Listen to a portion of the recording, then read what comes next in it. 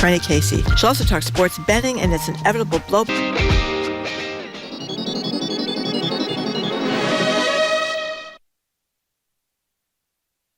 Live from NPR News in Washington, I'm Corva Coleman. President Biden will meet the 4 top congressional leaders at the White House this afternoon to talk about the debt limit.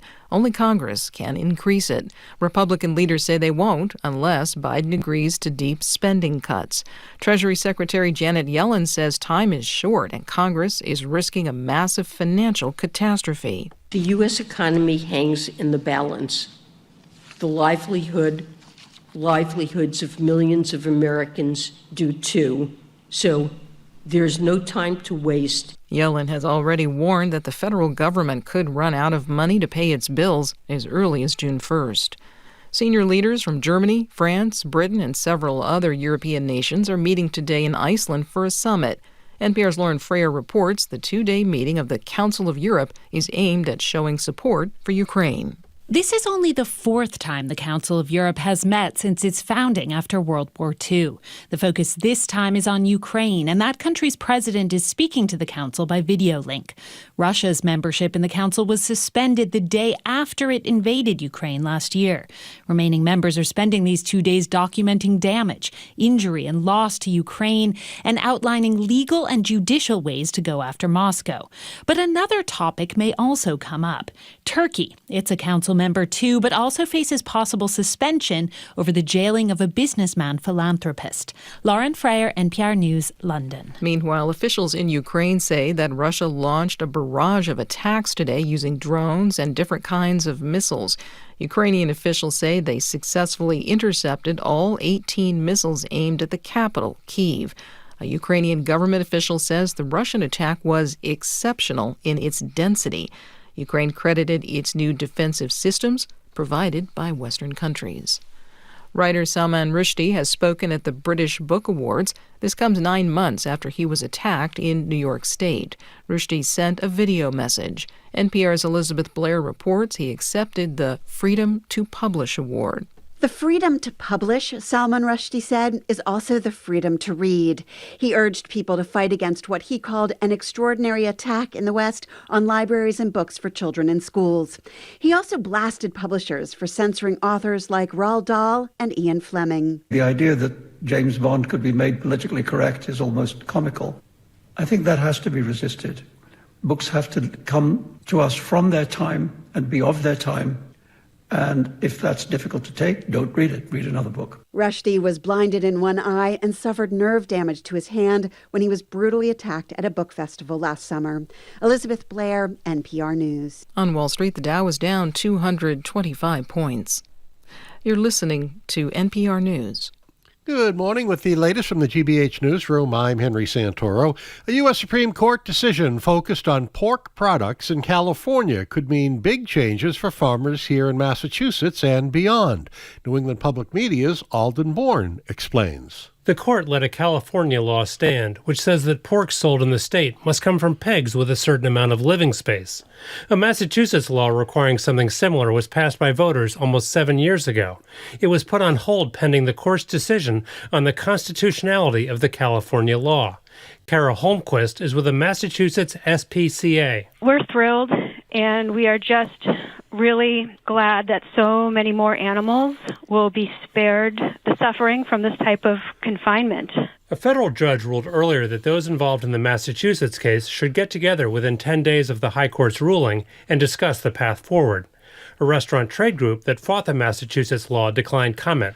For the New England News Collaborative, I'm Alden Bourne. Coming up, Jim and Marjorie are going to be talking about Taylor Swift, but first let me tell you that Taylor Swifties can shake it off when it comes to how they'll get to Gillette Stadium this week for the immensely popular singer's 3 sold-out concerts. Officials at the MBTA say commuter rail service from Boston to Foxborough and back again resumes today. In other words, there'll be trains rolling once again on the tracks where a blank space used to be, and those traveling to the Taylor Swift concerts no longer have to call the T the anti-hero. It's 66 degrees in Boston. This is GBH News. Support for NPR comes from NPR stations. Other contributors include BritBox with the new season of Grace, based on the detective novels by Peter James. Grace and more original mysteries, including The Bay and Karen Peary, are streaming at BritBox.com/NPR. It's me.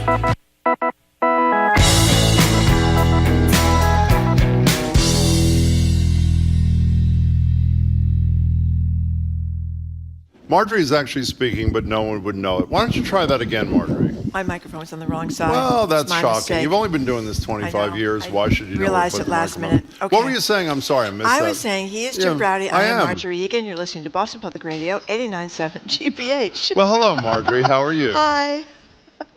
Sorry.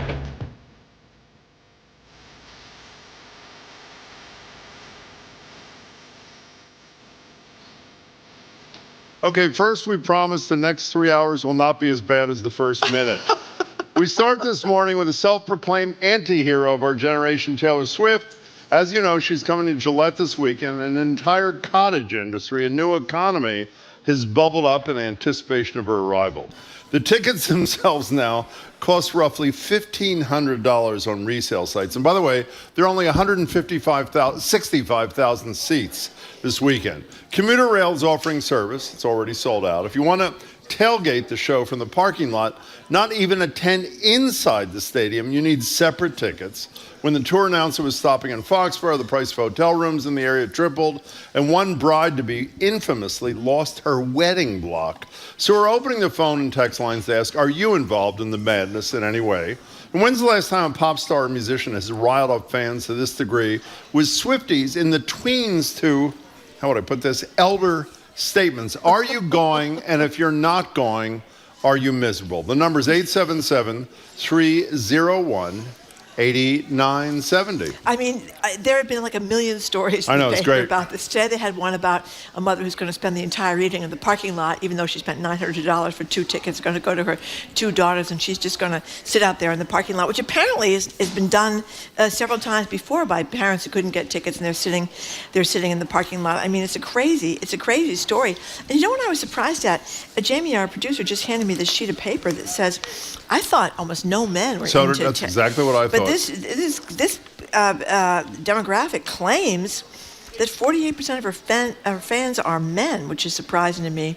Most of them are millennials, Gen Xers, and she's overwhelmingly appealing to white people. 70% of her fans. I'm surprised that's not higher too, actually. Yeah, and suburban. So it's white suburban men and women, and 55% of them, Jim, are Democrats. So can you, since the Beatles, yeah, can you name a performer who had this level of appeal to, as I said at the beginning, tweens and to old people? Well, I know. Well, I kind of was embarrassed to admit that I sort of liked her. I think she's great.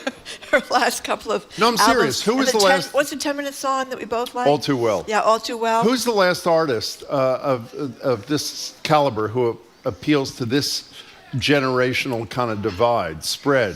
I can't think of any. Maybe you guys can. 877. Just Springsteen?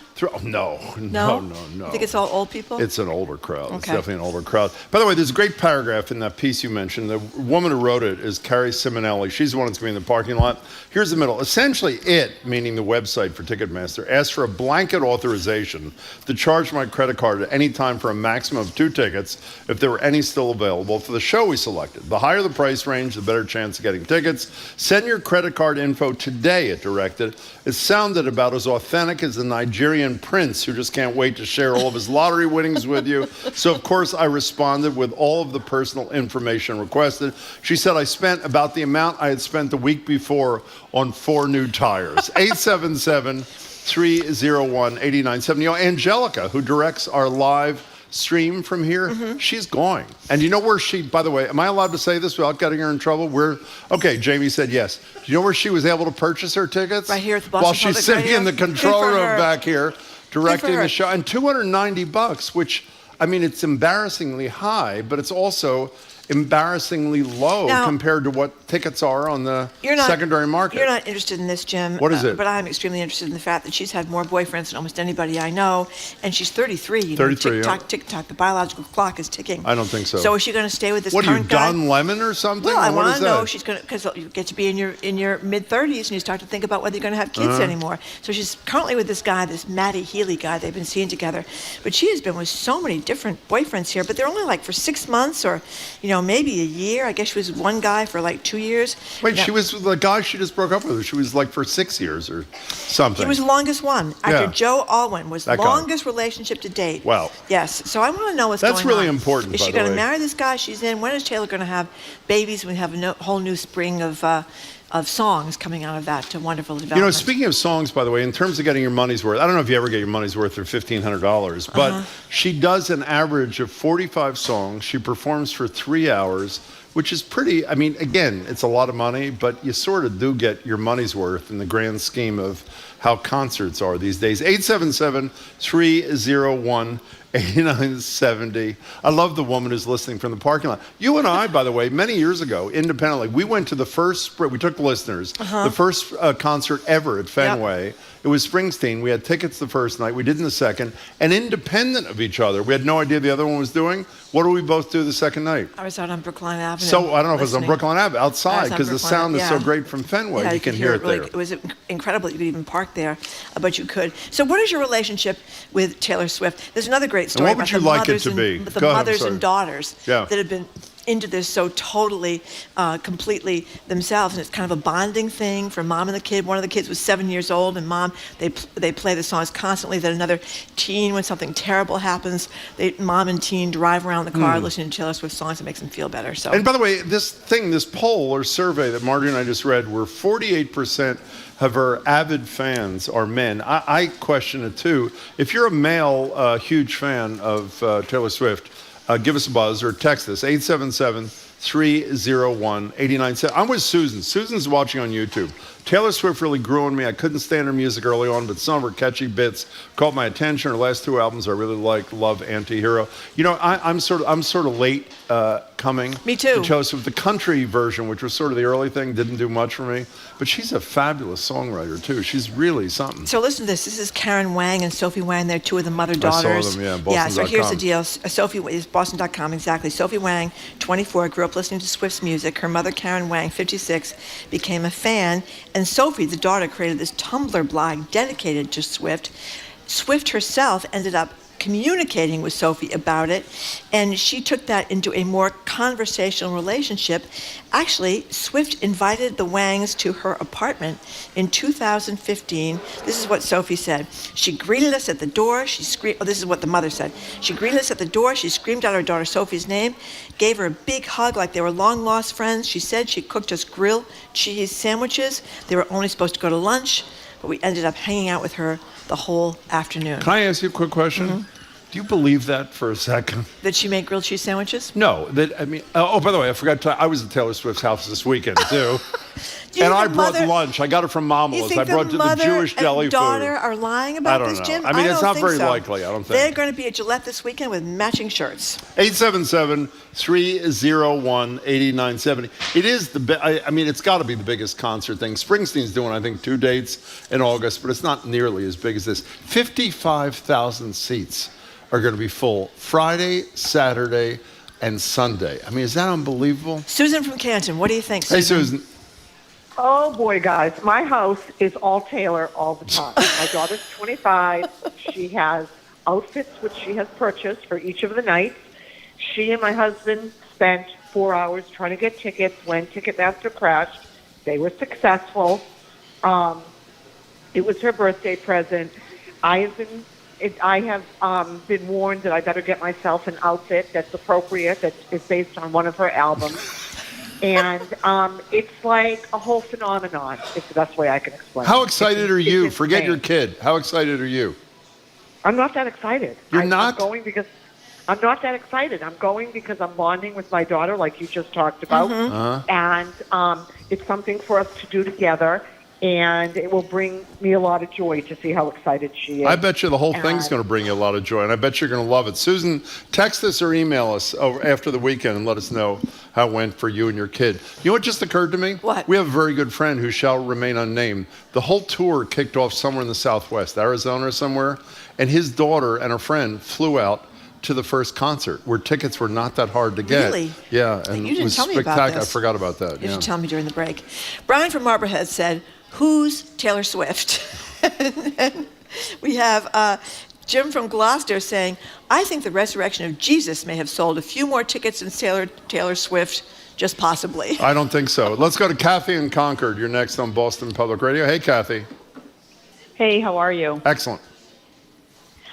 Just wanted to say that I've sat in the parking lot before, not for Taylor Swift, but for when my kids were at a concert. It was actually Beyonce.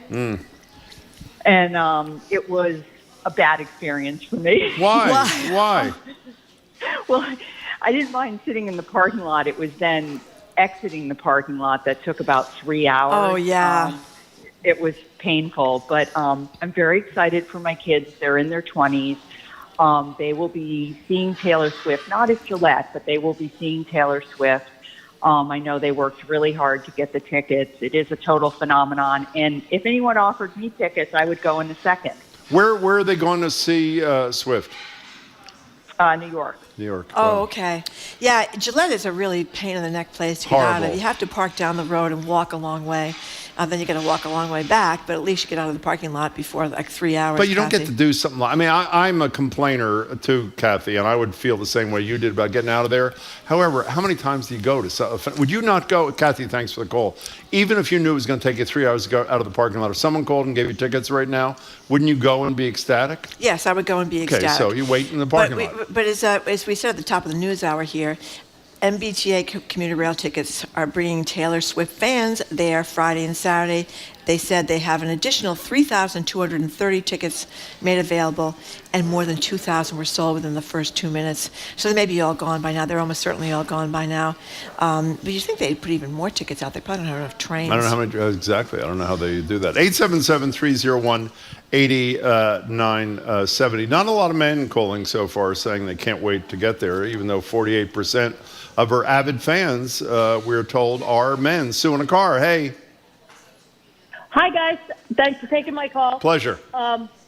So back in December, I think when they first came out, the tickets, my daughter was able to get on within 10 minutes, and she got 3 tickets. Wow. So we're going Saturday night, and just for, they're expensive, but not out of, they're probably like Springsteen tickets, maybe a little more, but one of my daughters is 26, the other's 22, and next week I'll be 57. So we're going Saturday night. Happy birthday. How excited are you? I'm really excited because we used to take road trips down to D.C. when my oldest one went to school, and we'd be playing her, singing, and Oh, that's great. it's just kind of a fun thing to do. So you're But going a little- not just to be with your kids. You're going because you're into her. Oh, absolutely, yeah. That's great. It's fun. That's great. I also, though, I think I heard you guys say something that you have to pay to tailgate. I mean, I know you have to pay to park, but... Well, I don't know. No, I did say in the beginning that there was a fee, and I'm not sure. Jamie, can you check this? Is there a fee above? There can't be a fee above the parking. You're probably right. I probably made a mistake there. So we'll check that. But thanks. You just need to have concert tickets to access the lot, and I assume your driver, your mother, or whatever can. Wait, no free tailgating, meaning you need tickets to get into the... Oh, Zoe's telling us you need tickets to get in the parking lot to begin with, I guess is the notion. So I misspoke. Sue, thanks for the correction. Appreciate it. 877-301-8970. Have you ever seen a concert at July? I don't like stadium concerts.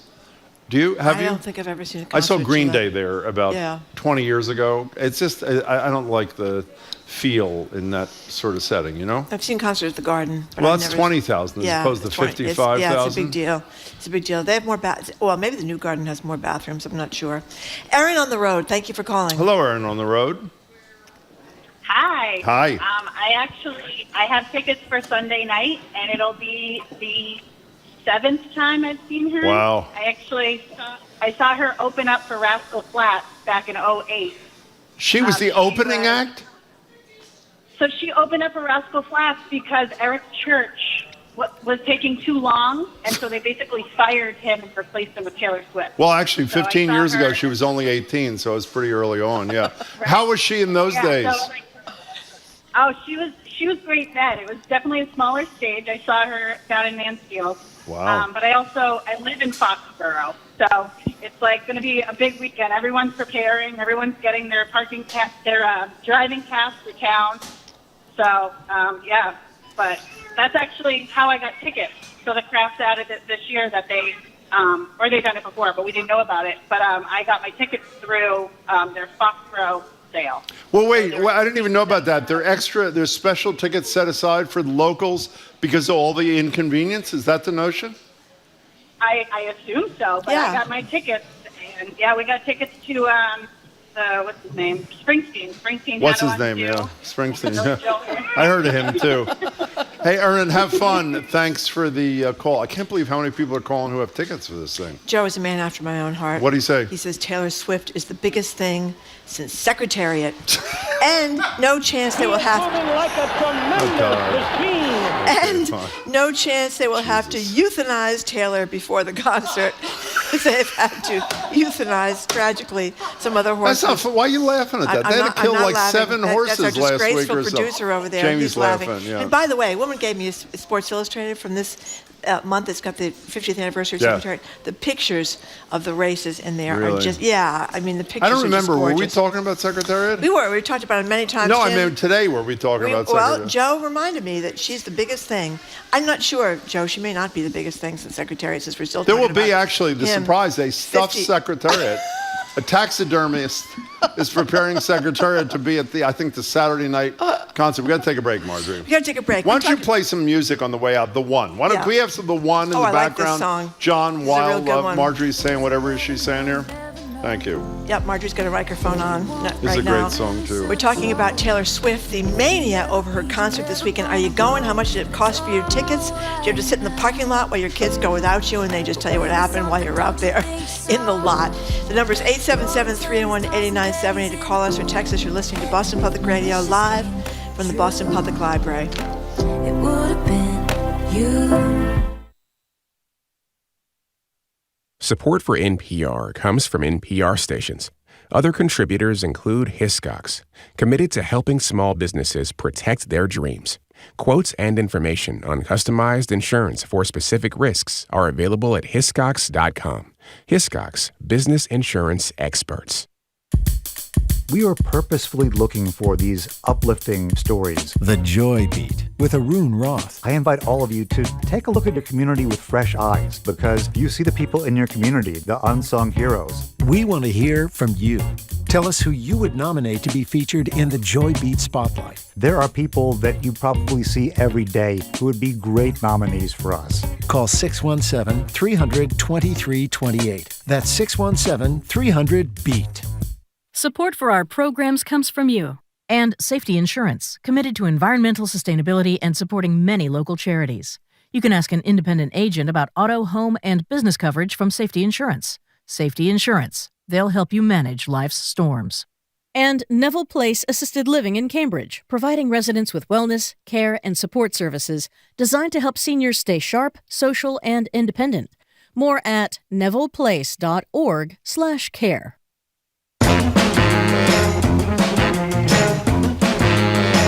Welcome back to Boston Public Radio. Jim Browdy, Mark Regan. We're live from the library, streaming online at facebook.com/GBH News, youtube.com/GBH News. If you're just tuning in, we're gearing up for, well, we're not gearing up, we're not going. Taylor Swift's arrival this weekend in Gillette for 3 shows, 65,000 seats. You want to hear how you're gearing up for the weekend. By the way, am I right? Every person who has talked to us or who's on the line now has tickets for the weekend, which is pretty incredible. Yep. You know who else has tickets for this weekend? Trini Casey. Yeah, we're going to hear She's going to be with us in a minute. So I'm a construction worker in Wisconsin at all-male job sites, and they heavily feature Taylor Swift music. Well, that's great. And then Adam in Somerville says, you think any men are going to call in to say they're fans after you basically guaranteed you're going to mock them for being so? Sexist. I'm a fan of Swift, by the way, but no way I'm paying those prices. What's And that then- guy's name again? He didn't give his name. Can you call Adam in so we Somerville. can mock you? What's his name? Adam in Somerville. Adam, call in. And then the Swift fans mean business. Our middle school PTO took considerable flack because we had to schedule our 8th grade dance the same night as the Taylor Swift concert.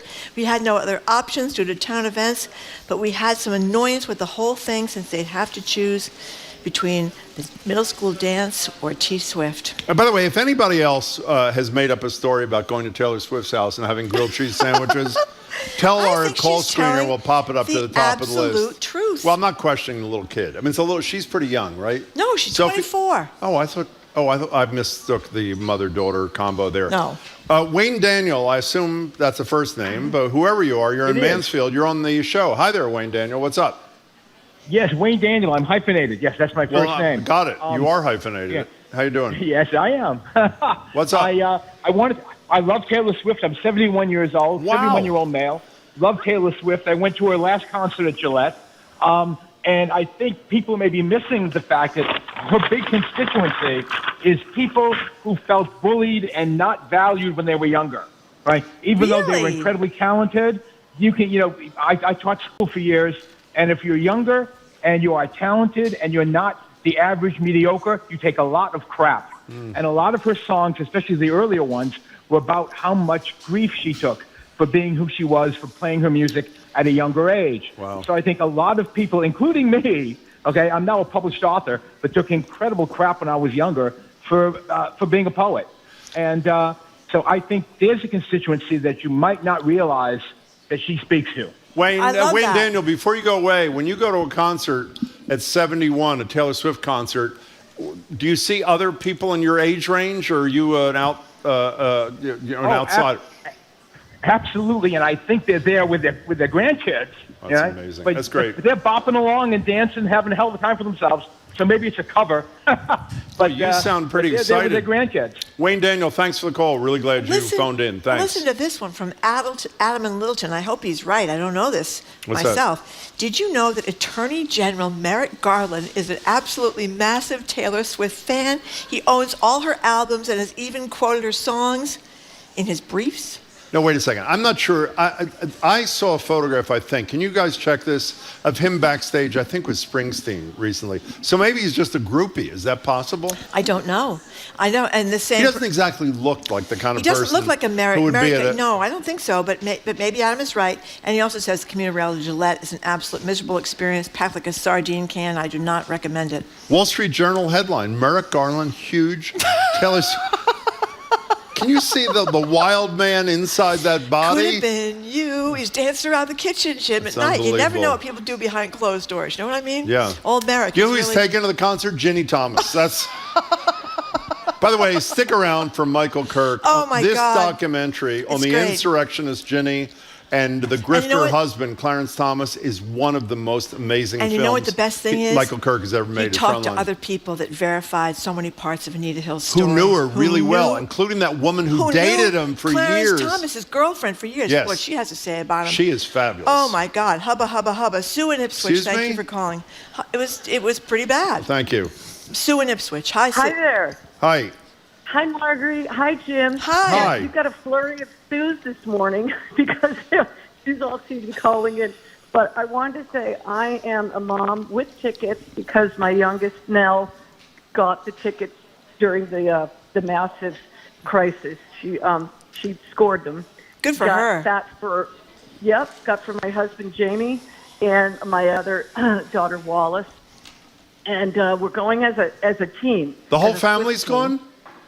Yeah, man. That is Yeah. great. It's going to be great. That is really And- great. Go ahead. So I'm calling it at this point, the larger the numbers get, I'm calling it Swift stock. So for them, in their era, right, it's Swift stock. You know, it's their Woodstock. It's peace, love, understanding, inclusivity, and it's going to be all this wonderful positivity. So I thought I can't miss it. Well, it's You know great. it's going to be I wish I wasn't missing throng it. of people. Sue, that's great. Thank you for the call. Is this photograph real? That's this from, that's from Taylor Swift CD is displayed in Merrick Garland's office. And what's underneath it? The Beatles and Springsteen. Books. The A book, biography. and then I guess Beatles, like a box set kind of thing. Say what you will about Taylor, she was the only one smart enough to avoid that FTX cryptocurrency mess. That's from Linda in Mendon.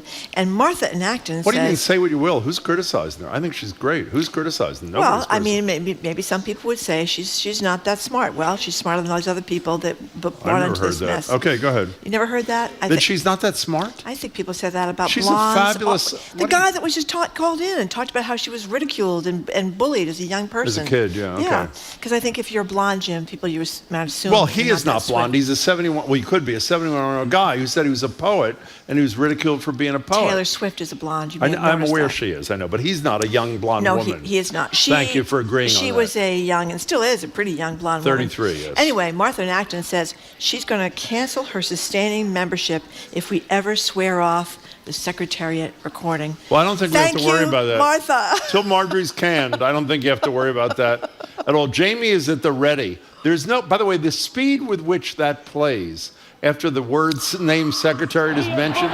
Exactly. You don't even get to finish the third syllable Listen before to it's this. there.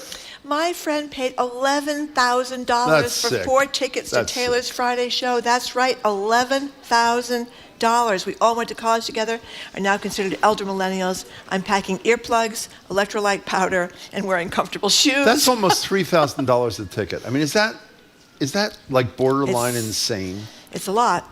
It's a lot. Wow. 877-301-8970. Colin in Lexington, thank you for calling. Colin, what's up? Hello. So Hello. good to hear from you folks. I must say, the vein of the ticket price for me is like a crazy thing. I think even in the past concerts of such great acclaim and with anticipation around it, $3,000 a ticket is, I mean, a ridiculous price, and it makes it, I would argue, ridiculously exclusive as well. But I think that Gillette is an underrated concert venue. I've seen a few concerts there. I've been more disappointed exiting out of Fenway and Mansfield than I have concerts at Gillette because their parking infrastructure is just more developed. Yeah, but And I think Colin, that's worth don't the noting vast in this majority acclaim. of people who are at Gillette watch the performer on the video screens as opposed to watching the human performing directly? No? So I will say that the screen element may take away a bit, but I like the idea that you can buy a nosebleed ticket at Gillette, get the environment of a concert being around the people, and if you're focused more on the screen, then bring in your binoculars, which I've done when I had terrible tickets to Springsteen, or if you end up paying a little bit more to get a seat where you're watching more of the action. I think it's just a more expansive venue in that if you're content going to see a screen, you can. It's more affordable. Well, I guess a lot of people agree with you because, again, all 165,000 seats are long gone. So you're speaking to something. Colin, thanks. Enjoy the show. This is the only time gay men and tweens can stand to be in the same place. I wonder who will be screaming louder. You know, it's really, and by the way, you mentioned earlier on that of our avid fans, 74%. White. Is that not the number? I'm yes, surprised let me not get the demographic higher. out. Yes, I mean, like the is- Springsteen crowd, I would say, I didn't look at I would say it was 100% Yeah. or 99% white. This is according to the Morning Consult. Yeah. They do a lot of polling. 74% of her fans are white, 13% are black, 9% Wow. Asian, and 4% other. And most of them, 55% are Democrats, 23% Independent, and 23% Republican. This caller is a friend of the person who spent the 11 grand on the tickets. Meredith, my God. in the Fenway, welcome to the show. What's the deal? Yep, it is the four of us. We're all college friends, and we went through that whole, the Ticketmaster. Wait, you're one of the four And people? I am one of the four people. I was not in charge of buying the tickets. I was just in charge of saying, I'll pay no more than $300. And that obviously went out the window. But our friend who actually spent the money is covering up to everybody else's ticket prices. I'm paying $300 and pitching in for the hotel. We're spending the night on Friday out in near the stadium, but she's covering the rest of it. Wow. Well, you have a very generous friend, but it's lucky you even got a hotel space because they're talking about down around Foxborough, the hotels are all sold out. Airbnb, $1,000 a night for one bedroom. Or even a studio. So Hey, it's a Meredith, good place to locate. Let's go. Give us, without naming the friend, tell us a little bit more. Is it a woman? Who is this person?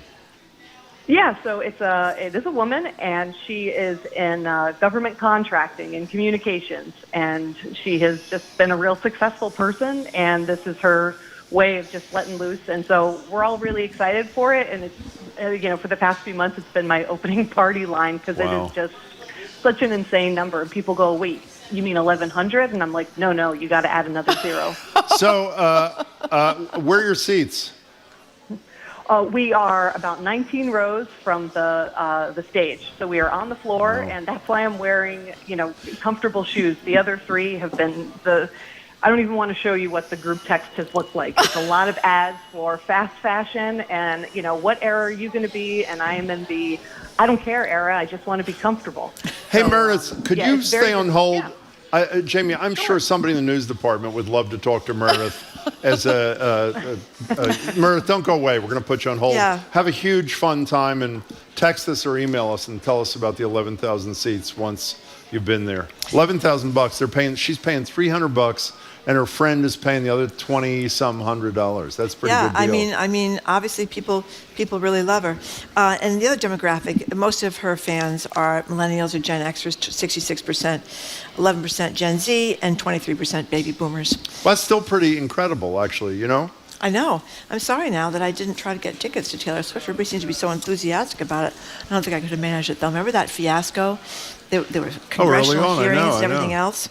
Anyway, we are going to And those dopes in Congress, we should have gotten sound from that. Those dopes who were responding to the crisis with lyrics from Taylor Swift's song. Do you remember that? I mean, how pathetic was that? Merrick Garland is including her lyrics in his briefs. I mean, I don't know. What do we make of that, Jim? I'd like to see the outfit he's going in. That's what I would...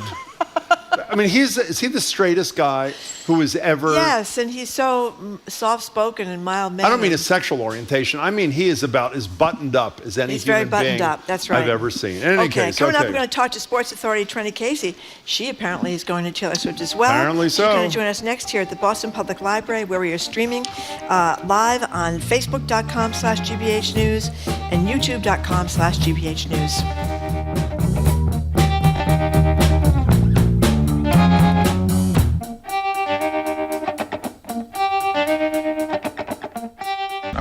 To the extent that we don't receive proper treatment when the need arises. In Ghana, an effort to protect the people who pick up after others. It's on the world. This afternoon at 3, here on GBH News 89.7. Support for GBH comes from you. And South County, Rhode Island, featuring 100 miles of coastline and 20 public beaches. South County visitors can find many ways to enjoy the water in the Ocean State. Learn more at southcountyri.com. And Boston Ballet, presenting The Sleeping Beauty, featuring a score by Peter Ilyich Tchaikovsky, on stage May 25th to June 4th at the Citizens Bank Opera House. Tickets at bostonballet.org.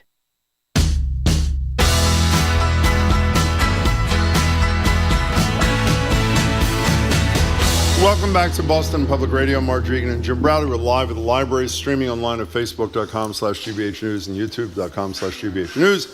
We're now joined by one of the 165,000 people who will be at Gillette this weekend. Actually, some are going twice or three times. That'd be Trenny Casey, who is also an anchor and reporter for NBC Sports Boston and a BPR contributor. How excited are you?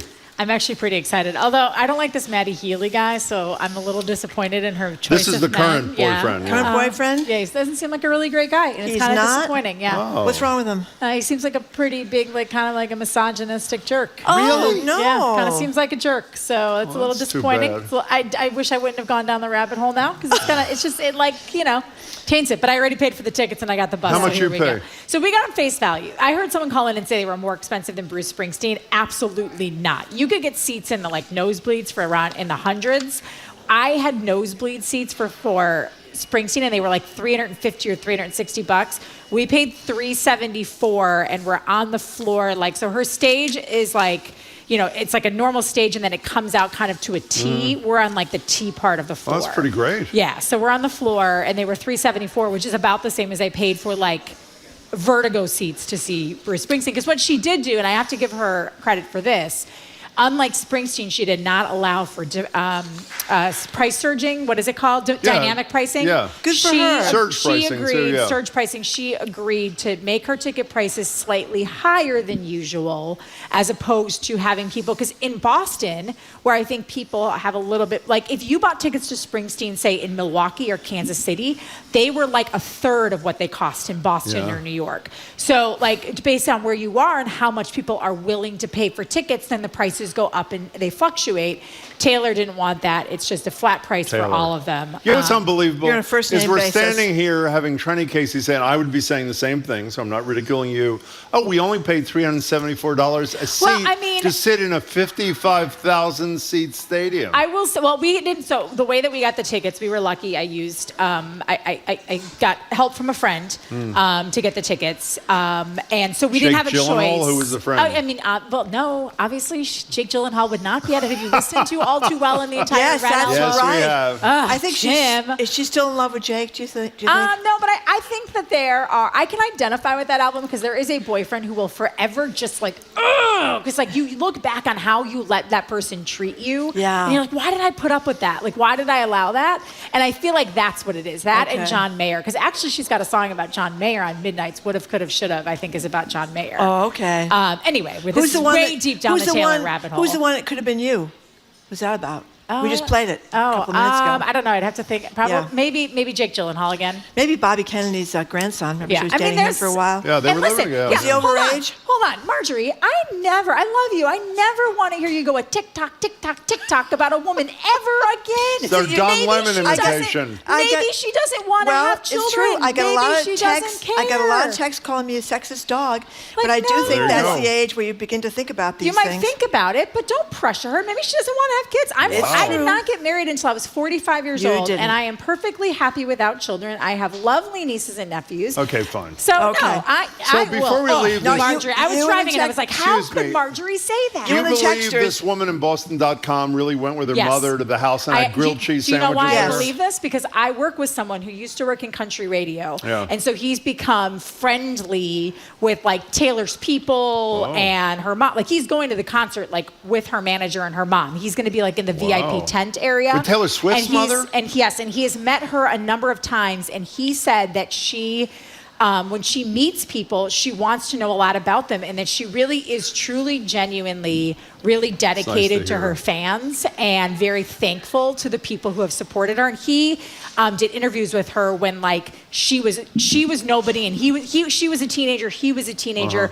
and she I think he got like an award. There was something that he did, and she like sent him the next day like a handwritten thank you note. Like I think she really does value her super fans and understands that that is why she is who she is. One last thing. Can I ask you a huge I can't favor? believe you were asking all these questions about Taylor Swift. Not one last, a huge favor, which you will, if you can, say, if there's any way this week, what day are you going? Friday. If there's any way The blue you can get sweatshirt? me Merrick Garland's autograph, I cannot tell you how excited I Wait, would is Merrick be. Garland going? Well, I don't know if he's going Friday. He Big apparently fan. is a big fan. I was Who sort of knew? kidding there. Whoever would Okay, have can we get to Maybe why I'll you're be here? sitting next. I don't get to the VIP area. That Yeah. That's right. Yes. Okay. The blue sweatshirt is the other thing that everybody wants. There's this blue sweatshirt that you can only get like in the venue. And So what is it, like $200? Well, no, it's like $65 if you buy it at the stadium. But they're selling it on eBay. I saw it on eBay for $350, and people are going through that to the point where they now allow you to only buy 2 items when you go to the merch tent because people were buying boxes of them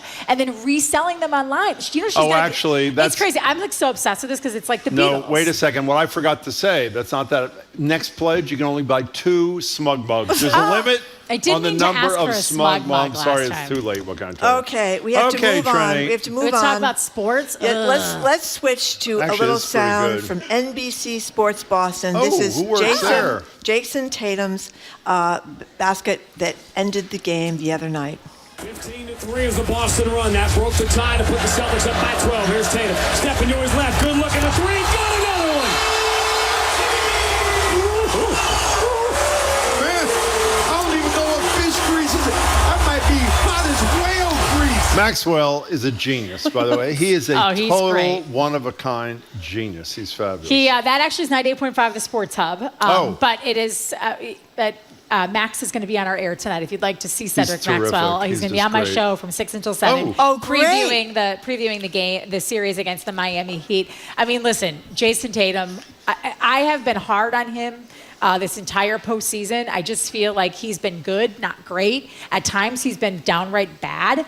Even in Game 6, he started the game, I think, 0 for 12 or 1 for 13, and then didn't really come alive until the fourth quarter. But that seemed to just something about that fourth quarter relaxed him, unlocked his, potential. And what I liked most about Game 7 is that he was, the thing I feel like has always been missing from Jason Tatum is kind of like that, you remember watching Paul Pierce or Kevin Garnett, or you watch LeBron James. Yeah, going for the jugular. Ferocity, right. Yeah, and having this attitude about you and getting the crowd into it. And we really haven't seen that a lot from Jason Tatum. And we saw it, I think, both in the fourth quarter in Philadelphia, in his post game where we made fun of him ad nauseum. The mother thing. Well, no, I love that. No, post game of Game 6. Humbly speaking, I'm one of the greatest players in the world. Humbly, I'm one of the best players in the world. And I was like, are you kidding me? But then everyone I worked with is like, this is what you've been wanting, and fair point. I think it is a fair point. And then who he was, the mom, but then also at one point during the game on Sunday, Jaylen Brown was at the free throw line, and Jason Tatum is amping up the crowd, getting that thing where he's doing this thing, yeah. So I hope that he brings that same intensity, because I know on paper the Heat don't look like much of anything. That's the next team they're playing, for those who are not paying attention. Jimmy Butler, Miami. so now they're in the Eastern Conference Finals. Right. They're playing the Heat for the third time in the last 4 years. They lost to the Heat in the Eastern Conference Finals in the bubble. They beat the Heat last year in the Eastern Conference Finals when Jimmy Butler missed a three-point pointer that would have sent Miami to the finals. And now you've got this. So for whatever reason, the Heat, they are a no-quit team. They play really hard. Jimmy Butler has that edge that everybody wants Jason Tatum to have. So it should be. I have the Celtics, though, winning in 6. I just think they're really, really talented. Talk about a tough ticket, by the way. Oh, yeah. That is going to be out of control. Yeah. Honestly, I think I had an easier time. I don't know that I'll ever see an Eastern Conference Finals game. I work for the network that is the home of the Celtics, but I get to go to Taylor Swift. Indeed, okay, we're talking let's move on to Casey. another one of Jim's obsessions. Well, I'm right, aren't I? Sports betting. They're talking about a huge backlash now. What's going on? Well, some states are now enacting stricter rules, including ours, around how you can advertise betting, in particular to college and younger people. Because when you're advertising betting at a university, obviously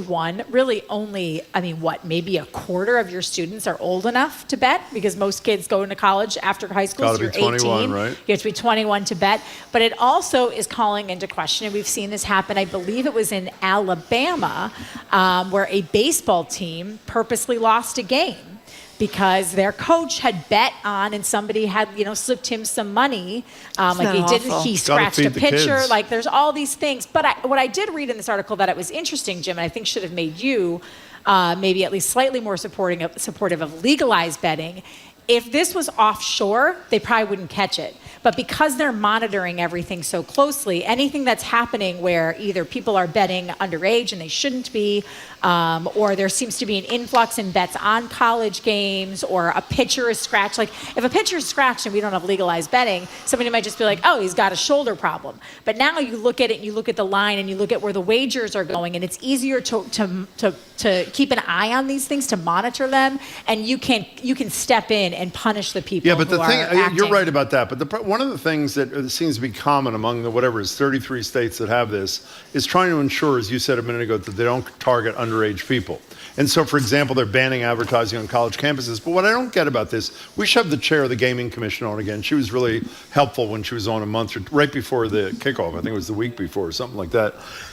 Okay, so you don't target college campus. But when you turn on the television and Rob Gronkowski, former Patriot, is doing an ad for whatever one of the companies it is, how is that not targeting young people? Well, I don't know that that's targeting specifically young people. Well, no, it's not specifically, but they're in the target. Young people admire and love Rob Gronkowski. Yeah, I I guess for me, is it any different than when you watch a Miller Lite or a Bud Light commercial or a Crown Royal commercial? No, it's not. I mean, it's not. Like, there are a lot of things that are marketed to be fun. I mean, there's a reason you can't market cigarettes anymore, right? Because they literally kill you if you become addicted to them. But we don't do the same with alcohol. I do think there used to be a limit on hard alcohol advertising, but that now doesn't, to the best of my knowledge, doesn't exist anymore, right? So to me, that's where it's like. Do you not think that more 18 and 20-year-olds are betting now that it's legalized than bet when it was illegal? I'd say it's exponentially higher. I don't know, because I guess I don't know because I am obviously older than 21. I don't know. I guess I had to put in my birth date. I'm not sure I can't remember now when I signed up for the apps, like what kind of information I had to put in for them to verify my age. Were the bookies asking you for your ID? Right, but the bookies aren't asking. No, but fewer people are betting with bookies than are when but that's only there's because online they gaming. switched. I think that's only because they switched over. Like, I think if you were betting in college before, I suppose maybe I definitely think more people who are of age are betting. I think more like regular people are betting, but I would hope a lot of regular people are a little bit like me. Like, when betting first started, I was like on watching a golf tournament, like betting in the middle of the golf tournament, and then it just honestly, like anything else, it sort of lost it. It got its old. Like now I bet on the Kentucky Derby. I might bet. You know that Zoe was at the Kentucky Derby, our co-worker. She and her mother went to the Kentucky Derby. No, it's all right. What's the name of the horse with my name in it? What was it? General Jim? General Jim. General Jim. 4-1 odds. Fitting. It won. What can I say? Not the Kentucky Derby, one of the earlier races. Because I mean, I see what you're saying, Jim. I just think that there are a lot of things that are bad for kids, and you can't. I think it's better. Kids. It's bad for adults. But it's bad for everybody. But there's a lot of things that are bad for adults. That is correct. I mean, alcohol is really bad for adults. Like, if you drink every single day and copious amounts, like, that is not good for your body. But yet we regulate it, right? And we allow people to make choices. And I think it's better at least to be regulated, and you can kind of keep an eye on it, as opposed to, I think people are going to find vices however they need to find vices. Yeah, I agree with that part of it, except I think the data suggests in the early part of legalized gambling, in this state, I'm playing their game by calling it gaming, that far greater number of people are gambling than were before, because it's easy and legal. It is. And that's a problem, because they're going to lose. You don't win, or else we wouldn't have it. You lose. But let's move on.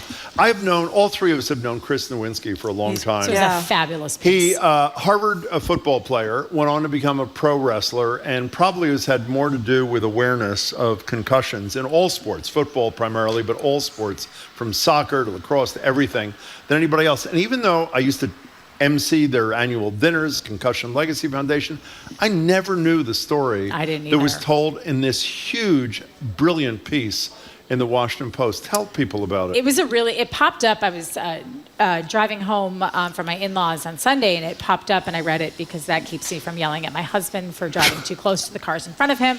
Don't you hate that? Tailgating, yes. very tailgating. bad. And it's a 46-minute read, about 40, 45 minutes. 5,200 words, but who's counting? It's a beautiful piece about all of these guys who played football together at Harvard, and how they maintained this friendship, and they got together all the time, year after year after year. But there started to be a fracture in the friend group when Chris Nowinski left pro wrestling and started working with the Concussion Institute, and really started pushing for people to pay more attention to the long-term damage that concussions cause. And, it got to a point where this friend group, would just say to him, we're not going to discuss it here. We don't want to hear, because one of the guys is an assistant coach at Harvard. Another, I think, his kids play football. They created a back channel of, I believe, texting that excluded Nowinski, even though he was a close friend. So that they wouldn't have to listen to him preach about concussions. But in the end, what ended up happening is a good friend of theirs. And the way the piece is written, it just really, I think, illustrates how things on the outside don't always look like while they actually are on the inside. So is it Chris Eisenberg? Is that Eisenstadt, I believe it is, isn't it? He went and played for these Patriots for a brief time. He was never really a pro football player. And he was the captain. Eitzman, sorry about Chris that. Eitzman. Yeah. He was the captain of the Harvard football team in 1999. So he's about the same age as I am.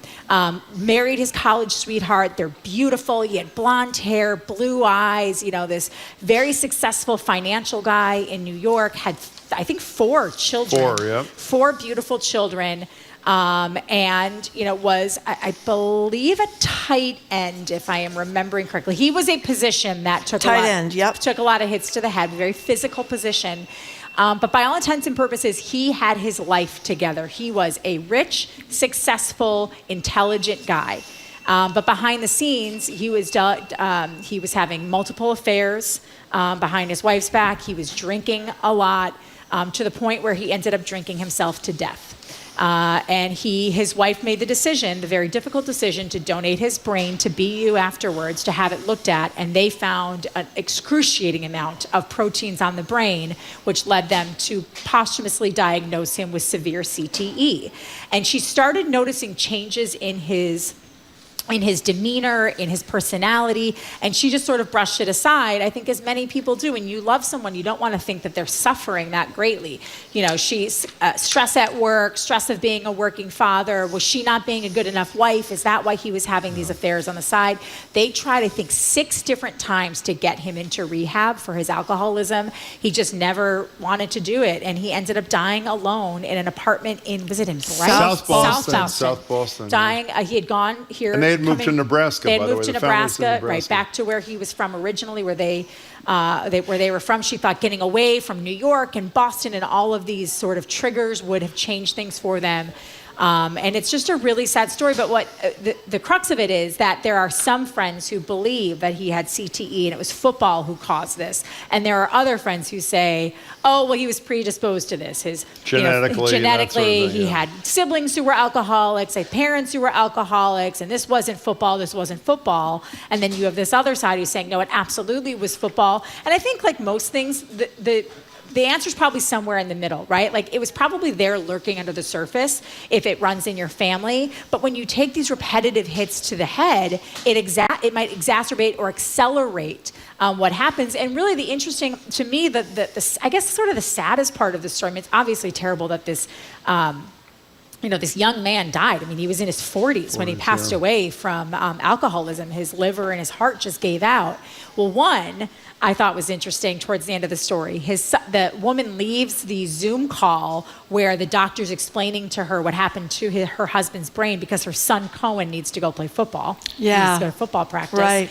But then the other part of the story is about Chris Nowinski's wife is really open and honest about how she keeps a journal of any mood changes, any changes in his behavior, because she's so worried because she knows how quickly it changed for this family. And so she watches her husband like a hawk. We should be clear, from pro wrestling, the way he met Dr. Cantu, who along with Ann McKee, the three of them are this brilliant triad of people at BU doing this work. He was referred to Dr. Cantu. He didn't think he'd had a concussion. Yeah, because they told him he didn't. When he was a pro wrestler, and in fact, he had talks about 6 the or headaches whatever. he already has. But one little thing. Right now, he's still sensitive We to only have a light. minute. I got to fit this in. This poor guy that died years ago, he moved in when he got made the Patriots. This is great. He moved in with 2 roommates, not far from Foxborough Stadium. I forgot about this piece. One was named David Nugent, and the other one, the stiff guy, was the rookie quarterback, a robotic and humorless Tom Brady. And this guy Burke says he insisted on one more occasion to his buddy Nugent, let's ditch this something loser.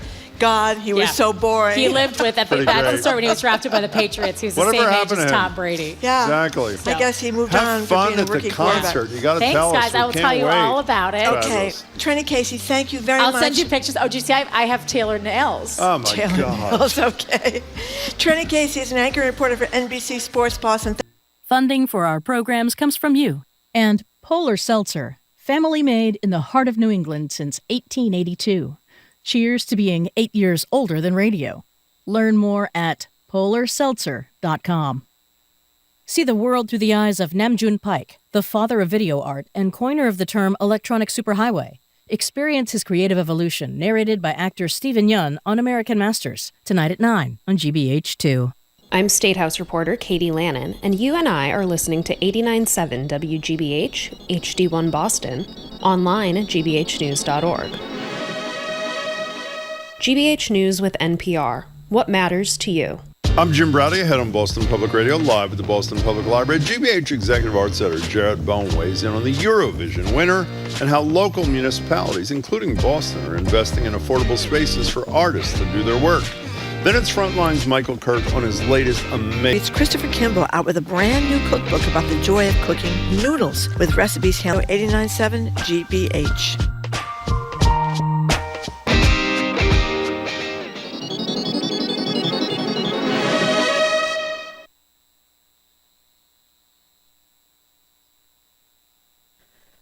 Live from NPR News in Washington, I'm Lakshmi Singh. Possibly weeks away from default, but the impasse over the U.S. debt ceiling still holds.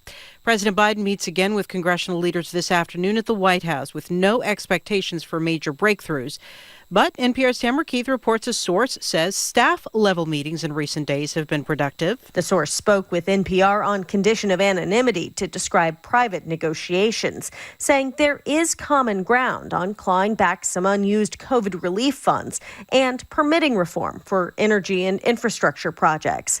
That's likely not enough to get House Republicans to agree to raise the debt ceiling. They want spending caps and tougher work requirements for Medicaid and food assistance. There's little chance this will be resolved before President Biden departs tomorrow for the G7 meeting in Japan.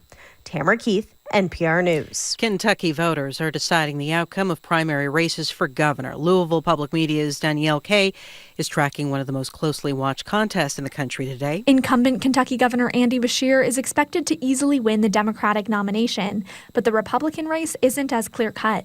12 Republicans are vying for the chance to challenge Beshear in November. Kentucky Attorney General Daniel Cameron and former United Nations Ambassador Kelly Craft are the presumptive frontrunners. Former President Donald Trump endorsed Cameron and campaigned with him at a rally via telephone on Sunday. Craft, who's been trailing behind Cameron in recent polls, has been escalating her rhetoric against transgender rights. She campaigned with Texas Senator Ted Cruz on Saturday. For NPR News, I'm Danielle Kay in Louisville. Philadelphia voters are choosing a mayor to lead the country's sixth largest city by population. Today will be a test for the progressive movement, whose supporters were recently bolstered by a recent victory for their camp in the mayoral election in Chicago. A former U.S. Embassy employee is under arrest in Russia's Far East on charges of conspiracy. NPR's Charles Maines is in Moscow reporting that is according to Russian state media. Russia's state-tasked news service identified the detained individual as Robert Shonov, an employee at the U.S. consulate in the far eastern city of Vladivostok before it was shut down in 2020. According to TASS, Shonov was detained in Vladivostok and accused of collaboration with a foreign government, a charge which he faces up to 8 years in prison. The U.S. Embassy in Moscow said it was aware of the report but provided no further comment. Shonov is allegedly now being held in Moscow's Lefortovo prison, the same facility where Wall Street Journal reporter Evan Gershkovich has been detained since his arrest on espionage charges in March.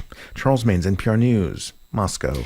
The flagship airline carrier for the former Soviet Republic of Georgia is expected to resume flights to Russia this weekend, a move that could threaten Georgia's chances of joining the European Union. From Washington, this is NPR News. Good afternoon from the GBH Radio Newsroom in Boston. I'm Henry Santoro. A Harwich police officer will carry a torch in the opening ceremonies of the Special Olympics World Games in Germany next month. Deputy Chief Kevin Considine will be one of 100 police officers who will run the Flame of Hope in its final leg through the Brandenburg and Berlin. He says he'll be the only officer from Massachusetts and part of an international group. Officers from around the world. Chinese Taipei, Germany, obviously, Iceland, Ireland. They come from all over to run this final leg. And from what I've heard from officers that have done it, it's truly a life-changing experience, and you get to meet so many great people. Considine has been a longtime organizer for Special Olympics fundraising here in Massachusetts. And Massachusetts lawmakers hear testimony today for a bill that would put a stop to the harassment of sports officials. The bill, which is backed by Massachusetts Umpires Association, would protect sports officials from verbal and physical abuse, and anyone found guilty would face a criminal harassment charge with several $1,000s in fines, possible jail time. Sports officials will rally at the State House this afternoon to push for that bill's passage.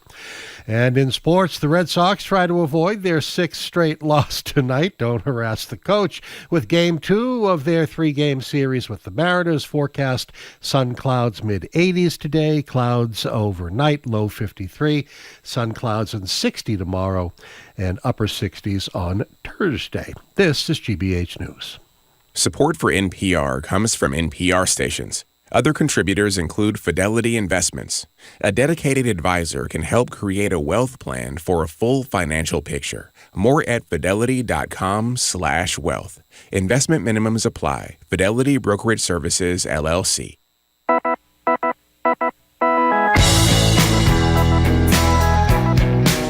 It's Jim Browdy. I am Marjorie Egan. You are listening to Boston Public Radio live from the Boston Public Library, where we broadcast every Tuesday and every Friday, and we stream online at facebook.com/GBH News and youtube.com/GBH News. Hello again, Jim. Hello again, Marjorie. Jamie, people are texting. What day is the governor here next? The 26th. Governor Healy will be joining us again at the library. But we're joined now at the library by Jared Bowen. Jared is GBH's executive arts editor, host of Open Studio on GBH2. Hello there, Jared Bowen. Great to be with you both. Thanks. So, Jared Bowen, I'm watching your show as I Ditto. do every Friday night, and I heard you make an announcement about what's up with Open Studio, which I watch religiously and tape religiously. Yeah, so after 10 years on the air, Open Studio is ending, and we'll have our series finale on June 2nd. And so our last few episodes airing over the course of this month, including last Friday, are episodes where I just have conversations with people I really admire and people I've enjoyed speaking with over the last 10 years about art. And so we talked to Chris Cooper and Marianne Leone. That was fabulous, by the about way. making art together as a married Fabulous, couple yeah. last week. And we talked to Jill Medvedow about what it means to run a museum in 2023 and how the definition of what a museum is changes and has changed, especially under her leadership with contemporary art. So yeah, we're setting sail with a love of art. I don't want to make this sound like an obituary or something, but you really are one of a kind, and nobody does. I know I speak for Marjorie. What you do with the level of quality and eagerness and passion that you do. So I have to say it's a great loss, but there's also more to come. Well, before we get on to the great list, I just want to mention the thing I always loved about your show is that a lot of us are not going to go up to see what's going on at the museum in Gloucester. We're not going to sit down with Steve Martin. We're not going to sit down with the stars of these shows that come to Boston or Dolly Parton or any of these things. We can see the art and listen to your interviews, and it's almost like a great public service to all of us. So I'm going to miss Open Studio tremendously. Well, thank you for saying that. I love what I do. People often ask me, thank you. People often ask me what I would do if I wasn't doing this. I don't have an answer. It's true. I love what I do. And I think maybe this is a good moment to mention that I didn't grow up with art. My parents just didn't have the cultural facility to take me to museums or theater. I was a high school English teacher who took me to my first professional Broadway show here in Boston, coming off of Broadway at the Colonial Theater. So it all came to me very late, and a lot of my reason for being is to make sure that the arts are front and center for people, especially for people who don't think that they should have access to the arts or that it's not for them. Because obviously, as Harry Belafonte reminded us recently, and looking back in his conversation, the arts are everywhere we are. They're in books and song and visual arts out in the world, and so it's very important for me to carry that forward. So I saw the press release from our big boss, the new president of GBH, Susan Goldberg, talking about expanded art coverage, et cetera. I mean, I know a lot of this is behind the scenes now. What are you able to tell us about what's next for you? I really can't answer too much except for to say that part of the reason Open Studio is ending is so that we can rethink about how we're doing arts coverage and expand it. And so we'll take the summer to think about that and be back in the fall with new ways and new platforms, trying to get more arts out in more places. So you're not going anywhere is the bottom line for those concerned, correct? No, I love what I do. Fabulous. And you do it brilliantly. You really do it brilliantly, Jared. I make fun of you, and I'll continue to make fun of you. But I count on it. You are really a talented character. It's a wonderful tradition for a lot of us, like I said, who aren't going to go to all these things, but can learn about them through you. But anyway, let's move on to enough about you, Jared. Let's move on to some art. Yeah. Okay. First of all, I'm not familiar with Eurovision. I should be, I guess. But there was a song which you're going to play, the winning Eurovision song of 2023. But before we get to that, just tell people what Eurovision is. Oh, this is huge. This is an event that happens, of course, this time of year every year in Europe. Europe, and where you have groups from different countries come together to perform songs, and it's just become bigger and bigger over the years because sometimes the performers are really outlandish and the costumes are outlandish and the set pieces, and it's very much about spectacle, but it's also about people just coming together. I think I'm more familiar with it. I actually love the Graham Norton show, which you can see on BBC, and I think he's one of the hosts there, so he'll often talk about it as well. Fabulous, by the way. He is so hilarious. It's such a good interview. I will say, I've cribbed from him from time to time for Open Studio, but you realize that people just tune in all across Europe, and there was so much attention last year when Ukraine won, and it was just a great moment to recognize that country and what they were going through, but here through the prism of pop music. By the way, it is you and I said to Jamie earlier, I'd never even heard of this. He said we talked about it last year when Ukraine won. Maybe so. It's the 67th annual Eurovision. It is the single most watched cultural event in the world. And this woman who won essentially is lying on her back singing about tattoos. I mean, is that a fair description from Sweden? Yeah, I don't know. I didn't see I didn't get it, but well, let's maybe I hear just it. missed it. Can we hear it here? This is Tattoo. Sorry to interrupt her. Okay.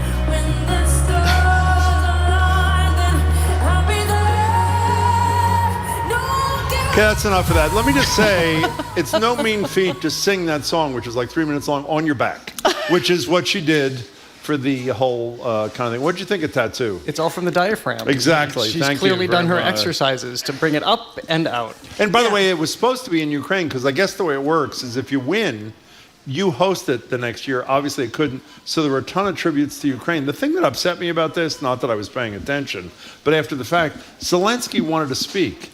And not just speak like he speaks a lot of things remotely, but because Ukraine was supposed to be the host. And they said they wouldn't allow him because it was political. Yeah. The execution of people in this democracy-loving country that was a big mistake, in my opinion, by the people who are the organizers of this. So I don't know what to say. Not every time is a time for rules. That's what I would say. Exactly. That's exactly what I was trying to say, but not as artfully as you. So, okay, we're talking to Jared Bowen. Yeah, so we've talked to you before about the great artist Hokusai and the Great Wave that I think people know the picture of, and there's something going on.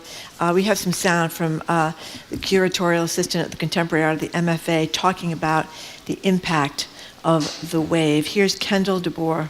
It's a work that before I was ever even born was already enfolded in the visual culture of the globe. You know, it's one of the things that dominates the way that we respond to art in general. So it's everywhere you look, you see it constantly, but even when you're a child and very small, it's one of those few artworks that reaches you. But also, interestingly, it's one of the only non-European and non-white American heavy hitters of art history that reaches us in that way.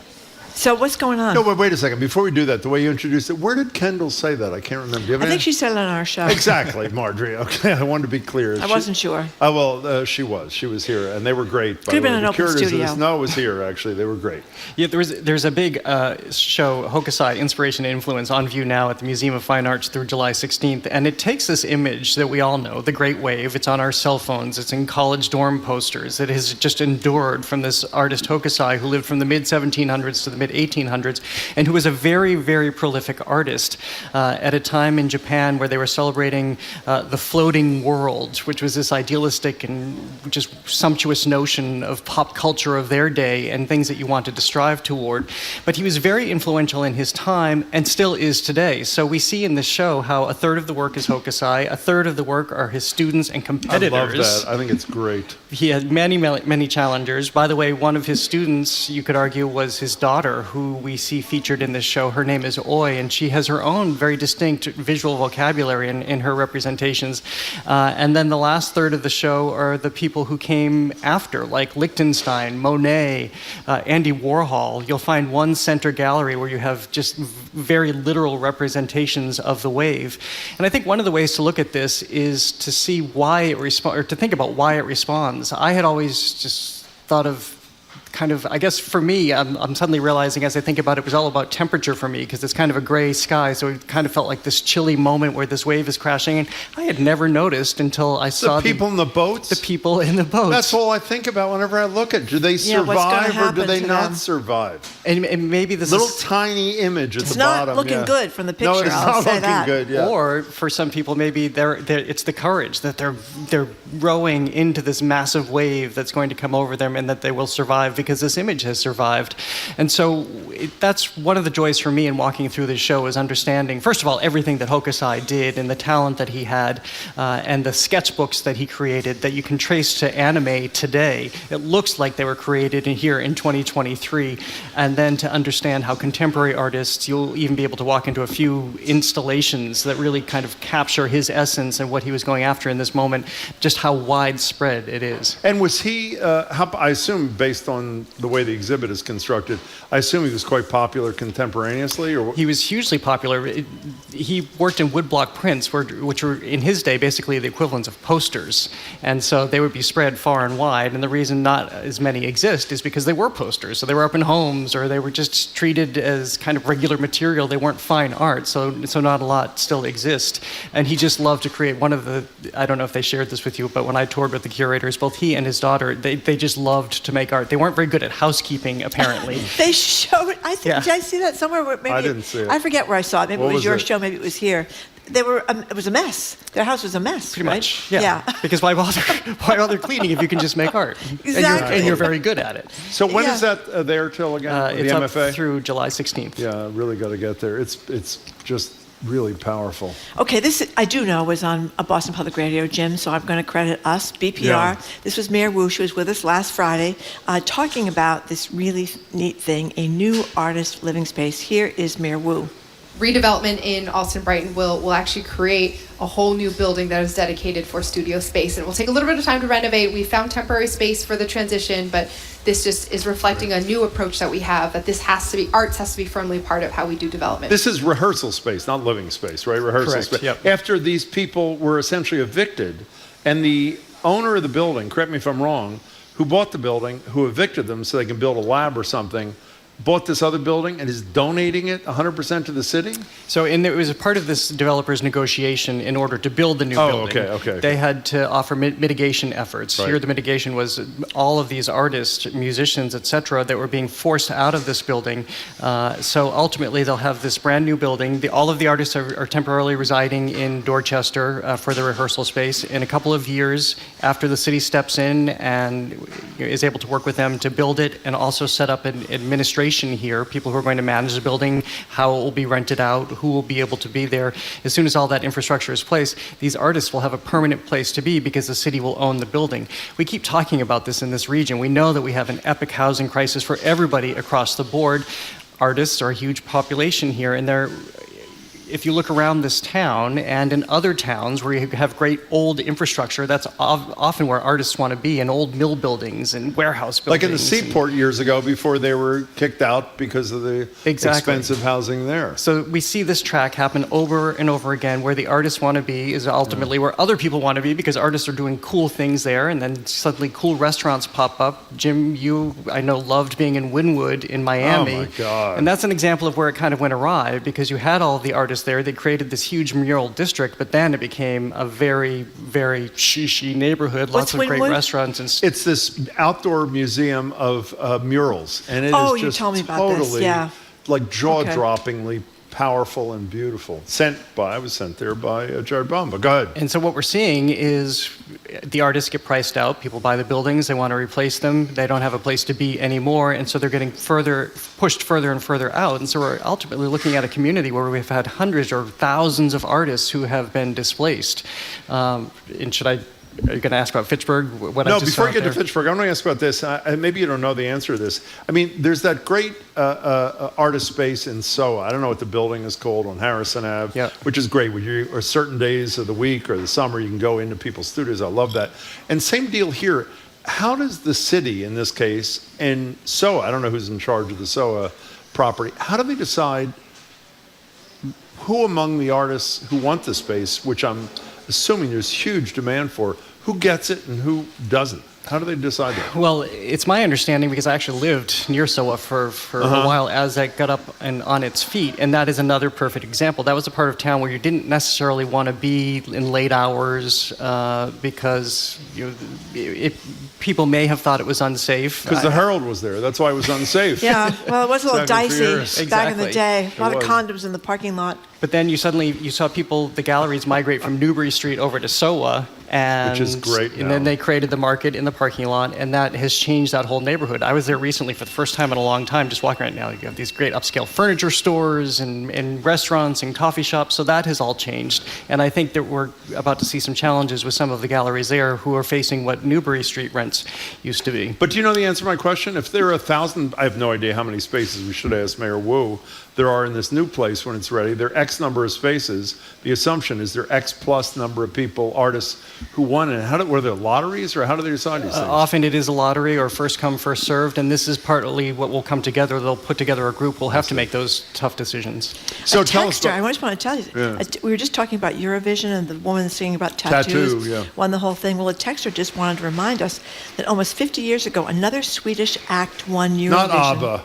Oh, couldn't have been 50. Wasn't 50 years ago. Launching them to stardom. ABBA has been around for 50 years. Tell you, Jim, time flies. Christopher Muther was there, by the way, at the the first concert. He was there. Sitting in the third row. I'm sorry to interrupt. Go ahead. So let's go from wherever it is. Brighton? Is that where this thing is? To Fitchburg. What's going on in Fitchburg? So I was really excited to get out there the other day. I went on Friday because I had been following their space issues for a long time, too. So we know that Fitchburg is a pretty down-and-out community. If you drive down Main Street, you see vacant storefront after vacant storefront. But there's a team there, including the Fitchburg Art Museum and Nick Capasso, who is the director there, along with Fitchburg State University, who have recognized that the arts can be central to what this city is going to become in the future. And so they have long-eyed, the museum has this old mill building that's across the street from them that has ultimately 68 units that can house approximately 100 tenants. And they just got all of the funding. It took about 9 to 10 years to do this, but they just got the funding from the state and other avenues to turn around and create this artist housing. And you can be an artist of any stripe. You can be a chef, you can be a writer, you can be a visual artist, you can be an arts administrator working in a theater. As long as you have a connection to the arts, you'll have preferential treatment in getting to the line. They've already done the study that shows that they can fill this up. Already 4 new restaurants have come into Fitchburg. They realize what's coming. They realize the artists are going to be there, set up shop, so that now you have a baked-in industry. They will do cool things. The museum is going to partner with them. You have Fitchburg State University, which will also come into being with them, and it can be an economic engine. It takes about $200 million of investment. It's what I also saw, as I spoke with you both about, in Waterville, Maine, when Colby College stepped forward and transformed that Main Street. So sort of like North Adams. North Adams is a larger scale with Mass Mocha. Exactly. We talk about a downtrodden ex-Milltown, and they build Mass Mocha, and it springs up as this terrific place to visit. I don't know if you mentioned this, but I thought it was really interesting that they decided that this Main Street that was one way for many years, it used to be 2 ways, then it'd be one way and people kind of drag racing down the street. Now they've turned it back to 2 ways, and how that impacted for the better the businesses there. Well, the experiment was to slow people down, because if you had one-way streets and people were flying by, but if 2-way, you have to kind of slow down. And I recognized the other day as I was driving out of town, I was suddenly. I never heard of speed bumps in Fitchburg or what? I mean, what? No, but I think that makes sense because it goes 2 ways. The traffic is slower, right? Yep, they had that great quote from somebody who saw something they'd been in the city for 2 years, I think, and never had never noticed. Exactly. Store. So it's nice to see that if you put the will, you put the time, you put the effort, there are solutions to this. The other major thing about Fitchburg is that the housing will be run by a nonprofit, so it'll never be sold, never become gentrified. That's pretty great. Okay, so you have a kind of a shtick for the open studios from here on out. Well, wait. How about the Fitchburg, this paper show? Speaking of the paper show. I forgot about that. I'm actually into this. Describe this to us. This is really neat. So they have been looking at different things like paper and plastic, things that were a huge industry in Fitchburg. So right now they have a show up, and it's called Paper Town. It's on view through June 4th. And they have a number of different artists working in paper. And it's not just painting on paper or watercolor. It's sculpture and what you do with paper, because paper was a big source, and paper manufacturing was a big source in Fitchburg on the Nashua River going back to the mid-1700s. And so you have artists doing all different things that I thought were so fascinating. You have Eric and Martin DeMay, who are both MIT computer scientists, father and son, and they use algorithms basically to create these paper sculptures. One that especially resonated with me, it's called Shakespeared, but R-E-D is capital letters, because what they did is they went through and they looked at all of Shakespeare's words and all of the words that ended in R-E-D, like sacred and redeem and credit. That's pretty clever, actually. I was going to quiz you guys and see if you could figure out what the commonality was. Sacred, redeemed, and credit are the 3 that I would have picked. Thank you very much. CRE. So Yeah. they created this Okay. curving sculpture, a curved crease sculpture that has all of these words and the order in which they're unveiled in Shakespeare. You have another artist May Babcock, who's looked at the seaweed and infrastructure just within the rivers and kind of created those as sculptures that are on the wall. What's the origami? I can make a dove. Did I ever make a dove for you? No, you never did, They're really Jim. quite nice. I'm I can quite do them. I hurt. can do them pretty quickly. I'll make Can them you? for next Thank week. you. Is there origami there? Well, I guess super fancy origami, you could say, but not traditional origami. Well, that's pretty nice, right? Yeah, Paper yeah. folding, Japanese Yeah, paper exactly. folding. I can always go back to kindergarten and cut those little. How bits long off is the that paper. there? Do you have any idea how long that is there? June 4th. You do know the answer. Before you Yeah. ask the swan song for It's not Open swan song. Studios It's question. the next one's Yeah, going but forward. I have a question Oh, okay. first. You've had I saw the interview you did with Healy about her dedication to the art. You've talked to Wu about this too. Yep. We talked to Mayor Wu. I was at the concert for the city at Symphony Hall last weekend. Yes, where she played the piano, played Mozart. It was unbelievable. The place went nuts when she took to the stage. That obviously has a huge trickle-down effect on attracting artists in addition to the housing and the rehearsal space. When you have leaders who openly talk about commitment to the arts as opposed to just responsively when they're asked a question, that has a huge impact. Is that as obvious as my question is? It is, and it's a huge impact in morale, too, to understand that you have somebody at the Yeah, top I who's bet. paying attention Yeah. to you and who's advocating for you. And that's the reason I did both of those interviews on Open Studio with Mayor Wu and with Governor Healy, so that we could get the word out about where they stand in the arts and what their backgrounds are. Maura Healy talked about growing up in antiquities. Her parents were in the auction that was business. great, actually. So she grew up around this, and then playing basketball in Salzburg. She was surrounded by culture in Europe, and Mayor Wu always finding grounding in the piano. She played the piano in our interview in her office. She keeps a piano there so That's that so great. when she needs that headspace, she can go over and get it. So we now have these two leaders where we know it's ingrained in them. It's very much in their DNA. Okay, now we can get You back to also what you showed were- all the great paintings that were in City Hall, too, Yes. that she brought in there, Mayor Wu, which is really impressive, because City Hall can be a little stark and a little It can dark. be. So what are you doing? You have, like I said before, a shtick for the next few shows. What are you doing? Yeah, so two of the people I'm bringing back this week are, I just love this guy, Rob Pro-Black Gibbs, who creates all of these big, Talk about huge murals. murals in Brilliant. Boston. As I say, he's got a proclivity for positivity. He's just such an uplifting guy, and he's now carrying this message around the country, too. We're not losing him here in Boston, but he's taking this message around. And somebody who I think is one of the greatest, if not the greatest, writer on art in America, Sebastian Smee, the Pulitzer Prize-winning art critic, will sit down with me and talk about being a critic and what the role and responsibility is Yeah, there. the Washington So he was Post in the Globe. Is he not the stole Washington Post? him. Washington Post, yeah. Washington They Post. stole yeah. him. That was terrible. They steal a lot of really good people, which is terrible. You know, he really is a brilliant. I mean, often I Great was not writer. even interested in the underlying thing about which he was writing, but his writing was so beautiful. It was incredible. It really was. By the way, I was in a hot air balloon once that had an emergency landing. We also re-air that piece. You do? Yeah.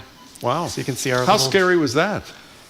I was never that scared until later when I found out that we were running out of gas, and that's the reason we had our emergency Why would landing. you get in a hot air balloon to begin with? Because it was a that traveling. with Howard? Was Howard with you It was for with that? Howard. Howard Powell is who we're talking about, and I give him a big shout out in the show. He's worked with Videographer, he's brilliant. Worked with me for all of my time at GBH on almost. And you why know, I were would we say the doing majority this? Of the Why stories. were we doing this? Because it was a floating hot air balloon that was a piece of sculpture and art that was floating across It Massachusetts. was? Well, obviously it wasn't floating across Until- Massachusetts. it That was was floating part of the until it problem. wasn't. Yeah. What was the name of your high school?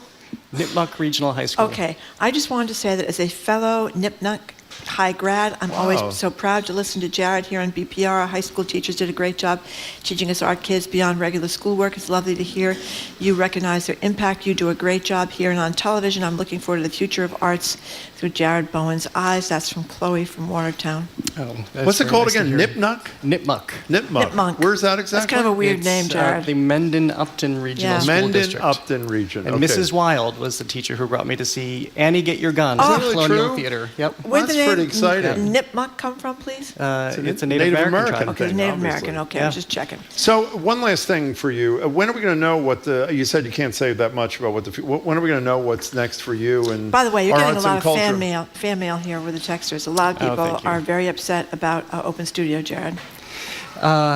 We'll share it as we know. That's all I can tell you, Well, unfortunately. that's a pretty pathetic answer, if I may say.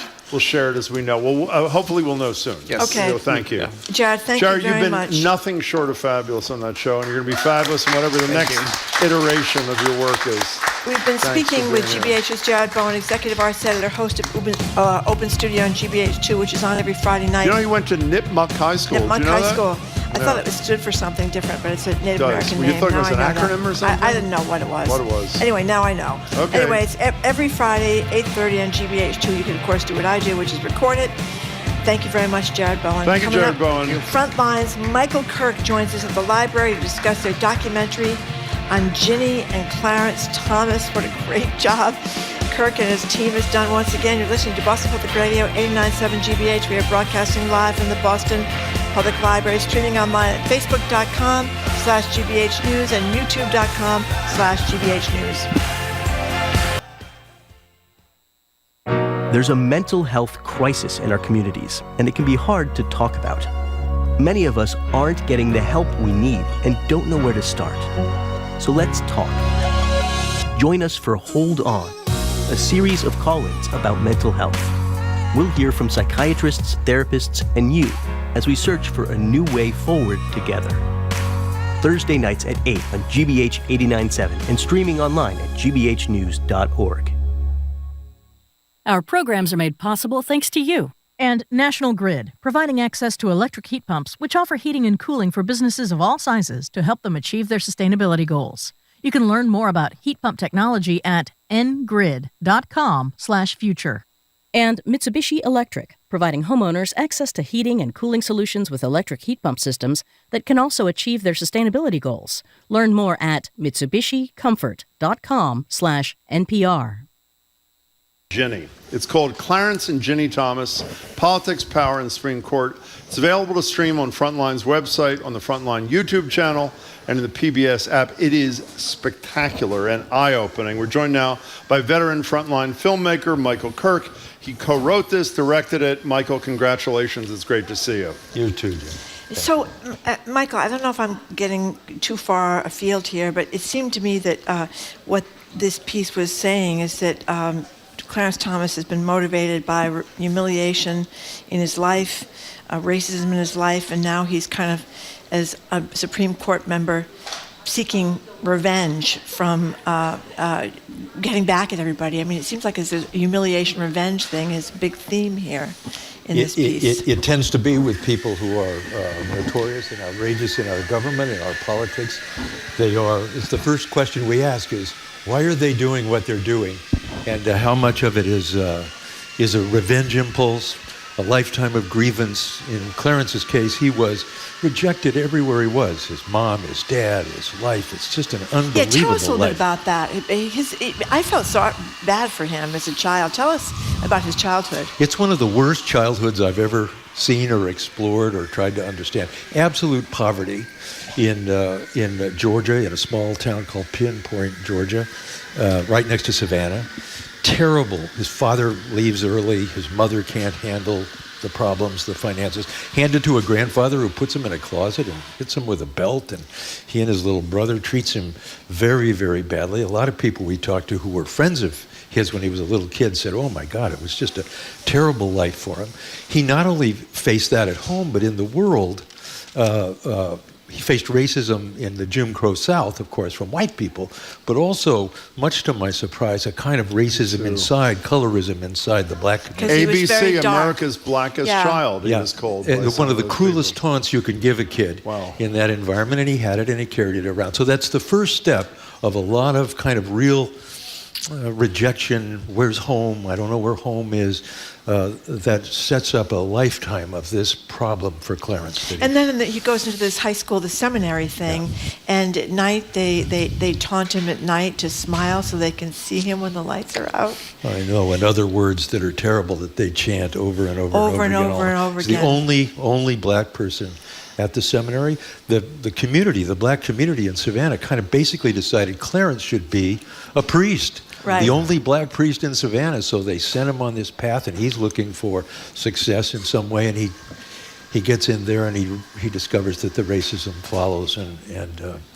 and that he himself, even though he's a good student, he himself just is not going to find a home in the seminary or in the Catholic Church. Before we get to Ginny, which we'll do in a second, because you trace both of their lives back to childhood, and I have to say, if we didn't know who they were and you learn about, I guess, what their lives were like, let's say up to 25, at least in my opinion, you could predict what kind of people they would be as adults. That's what's so brilliant about your film, at least in my opinion. So he goes to Holy Cross. This is one of the things I assume most of our listeners know.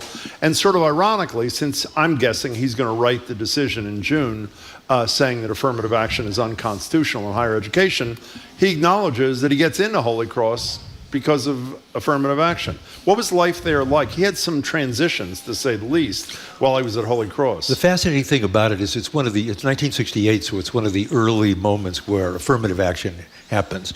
2,000 students, Catholic, 28 black students who've been sort of combed up by the head of, by the president of Holy Cross. So there he is, and for the first time ever, he's in a group of black people that are kind of his contemporaries, angry, frustrated, young black men in 1968. Not a surprise. Martin Luther King has been killed. Bobby Kennedy has been killed. The streets are kind of a mess, and he sees all of that and says, hey, I identify with that, and I love the idea of the Panthers. So of all things, Clarence Thomas, our favorite Supreme Court justice, dresses like a Black Panther, gets a beret, gets the combat boots, gets the green fatigues, and wears it, and it's not only emulating the dress of the Black Panthers, he idolizes Malcolm X, and that's why he picks up the nickname Clarence X, poster of Malcolm X on the walls. When you think about memorizes Malcolm's speeches and can repeat them back in public, this is a very different Clarence Thomas than the Clarence Thomas we know and see every day. But staying with Clarence X, or at least Clarence's Black Power days, it seems, I didn't know this either, he comes to Harvard Square where there's to be a demonstration and it leads to some violence, and that's the thing that sort of turns him off to the movement that he had felt comfortable in, correct? Yes, it's so interesting. He comes down 40 miles from, the cross up there, shows up with a bunch of students. They walk up from the Common up to Harvard Square, thousands of them, a few thousand of them, and it all turns into a riot. The cops are rioting, they're rioting. 40 students are arrested, 200 are injured, and Clarence is in the middle of it all. Gets back to the campus at 4 a.m. and says to himself, oh my God, I'm not that guy. That's not the kind of thing I do. That's a little too far. That's a little too crazy.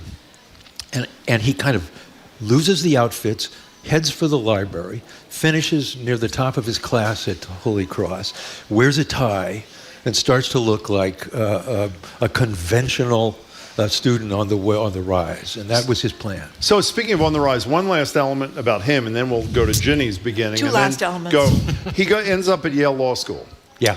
And he meets, which also I was unaware of, John Bolton, who most of us know of, needless to say, classmate, a year ahead of them, the Clintons, sort of, and Nancy Gertner, as we learned yesterday. And Bob Reich. And I didn't know that. Yes. And Reich, of course, that's where they met, the Clintons and Reich. Secretary of Labor a little bit later. He graduates from arguably the most prestigious law school in the country and assumes jobs are going to be coming his way, because all you have to say is, I went to Yale Law School, and you get hired by whomever. It doesn't happen to Clarence Thomas. That's what he and all his black friends thought. We talked to people who knew him all the way when he was a little kid, all the way, and stayed with him more or less all the way up. So again, girlfriends, childhood friends, everybody. Amazing proximity to the life and times of Clarence and Ginny Thomas. But go ahead. It's amazing how they all opened up and just wanted to talk about him, because nobody's ever made a film like this. So there they were. They're all kind of ready to go, right?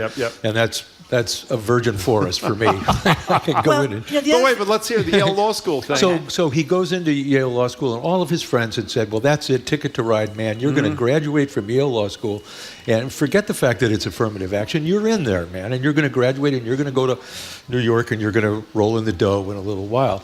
When it comes time for job interviews and everything, nobody's interviewing Clarence. Nobody wants to talk to Clarence. And he realizes, oh my God, I've got a little asterisk next to my name, and it's called affirmative action. And I'm probably not here as a Yale Law School graduate on merit. I'm here because I'm black. And he really is growing coming to hate that as the other parentheses around his And keeps name. his rejection letters. Is that my not God! correct? Even today, he has them stacked up, neatly stacked Great. up. They tell us Great. all the rejection letters during the time. He gets one job interview that he really finally says, "Okay, well, I'll take it," for $10,000 a year, working for Jack Danforth, who eventually will become a senator from Missouri, conservative senator. Danforth is a minister. He's the attorney general, and there's Clarence, assistant attorney general in Missouri, far away from anywhere, trying to make it as a young lawyer. And he realizes whatever those big bucks were, they're not going to be there. He frames his Yale law school degree and puts a 10-cent price tag on it. And when people walk in and see that, they say, "Hey, you went to Yale Law School?" And he says, "Yeah, and that 10 cents is all it's worth." You know what else I found very interesting that I did not know? I think it was his girlfriend you may have interviewed who said that he did not think himself at all attracted to women. He had a lot of difficulty getting dates. And the woman he ended up marrying, this Kathy Ambush, his first wife, was the first woman that had not... To been nice to him. That's what he said about her. He said, The first the woman, first who's nice woman to who'd been nice to me ever. He didn't find himself attractive. And also, he was very introverted, and he'd had a lot of other issues anyway. He had a kind of funny dialect accent, and he was always worried about talking. That's why, even to this day, he doesn't talk on the Supreme Court. Well, he's talking more now than he used to. Yeah, he went well, years sure without is. talking Yeah. in the past. Okay, so that brings us up to his post-Yale school life. We'll get to his meeting with Ronald Reagan and his job from Ronald Reagan in a second. Right. Go back to the beginning of Ginny Lamp was her name, and I think we didn't know much about her. Tell us about her family. Grows up in Omaha, Nebraska. Couldn't be any further or different than the segregated South where Clarence grew up. All white, primarily white. Her high school, 750 students in every class and no minority students in her school. Her father, very successful real estate developer. Her mother, both parents are kind of John Birchie right-wingers. Yeah. Mom, very aggressive in that way, works for Phyllis Schlafly, trying to take down the ERA. Ginny, self-described mistake child. So all of her siblings were older and grown up when her parents have this child, and they're into politics, so they take her with them everywhere they go to meet to meet Nixon, the mom was a Goldwater girl, so they're into the Goldwater group and all of that, and their lives are filled, because they don't have real experiences with the real world, filled with whatever's happening on television and in videos from the John Birch Society and others. And it's one of those lives that at the dinner table they talk politics, in the car they talk politics, and it's a binary kind of politics. It's good and evil. We're good, the Democrats are evil in a kind of religious, satanic way. Let me just say again, by the way, we said this, but one of the incredibly powerful parts of this film for me, you talked to her across the street neighbor where she was growing up.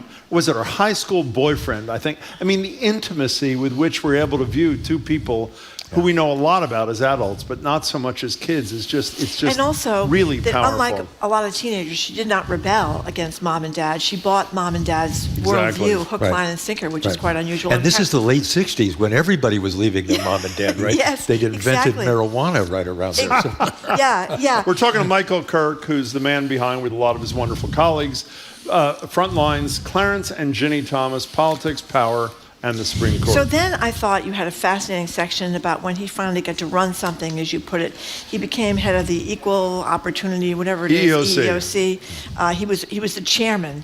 And you interviewed people that said he changed a lot when he was in charge. What happened? Here he was, the highest-ranking black person in the Reagan administration. That may not be saying very much, but here he was as the very top, a kind of shield for Reagan. When people said, "You're a racist," Reagan could say, "How can I be a racist? I got this guy in charge of the Equal Opportunity Commission."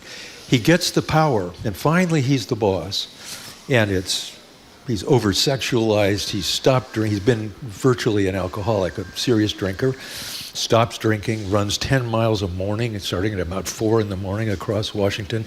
He's sexist, he's misogynist, he's ageist, he's everything. And the people who work for him, the black people who work for him, including his own communications director who we interviewed, said he was always the first one to make jokes about other black people in front of white people, so that, the theory goes, white people would relax around him and realize, oh, he's one of us, which was a game Clarence had to play in order to, it's the price of admission in a way, to be inside that administration. Speaking of being at the EOC, probably the thing that most people either remember most from the Anita Hill hearings, other than the fact that Joe Biden was the chair of that Senate Judiciary Committee hearing, of all the testimony about Anita Hill, I think this testimony you'll hear in a second about pubic hair on a Coke can is the most memorable. Of course, 50-some members of the Senate chose not to believe this, but here you'll both hear Anita Hill followed by Gordon Davis, a classmate of Clarence Thomas's. Here it is. He went over to his desk to get the Coke, looked at the can, and asked, "Who has put pubic hair on my Coke?" I heard him say that before.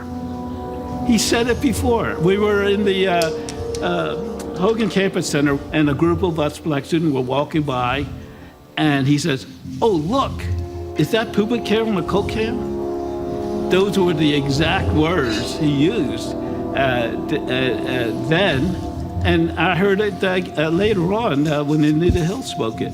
So I believe what she said. She was telling the truth. You know, it's one of the things that comes away from this, not that we hadn't thought this before, if Senator Biden had conducted this hearing differently, it's very likely there would not have been a Clarence Thomas in the course of American history, since, as you say later in the film, he's the de facto Chief Justice, not John Roberts, would have been dramatically changed. That was pretty powerful stuff from Gordon Davis, no? It's especially when you listen to what the other experts say, which is one of them, Anita Hill or Clarence Thomas, had to lie. Right. One of them was lying. And the point of keeping the hearings open to hear from the other women who had agreed to testify, if Biden had done that, it would have probably laid the lie at Clarence Thomas. One of the women was Angela Wright, the communications director at the EOC, who had seen all this stuff, but was not allowed to testify. He was always asking her about her breast size, apparently. Yeah, right. That was another thing. But I thought the most damning of all came from the ex-girlfriend that broke up with him. She wasn't a scorned woman, as we like to always call these women that say things about men. She said she'd had enough with Clarence after he kind of took this weird turn when he became the chairman of the EEOC. So here we have some sound of this Lillian McEwen talking about how Clarence Thomas viewed women, interspersed with congressional testimony from Anita Hill.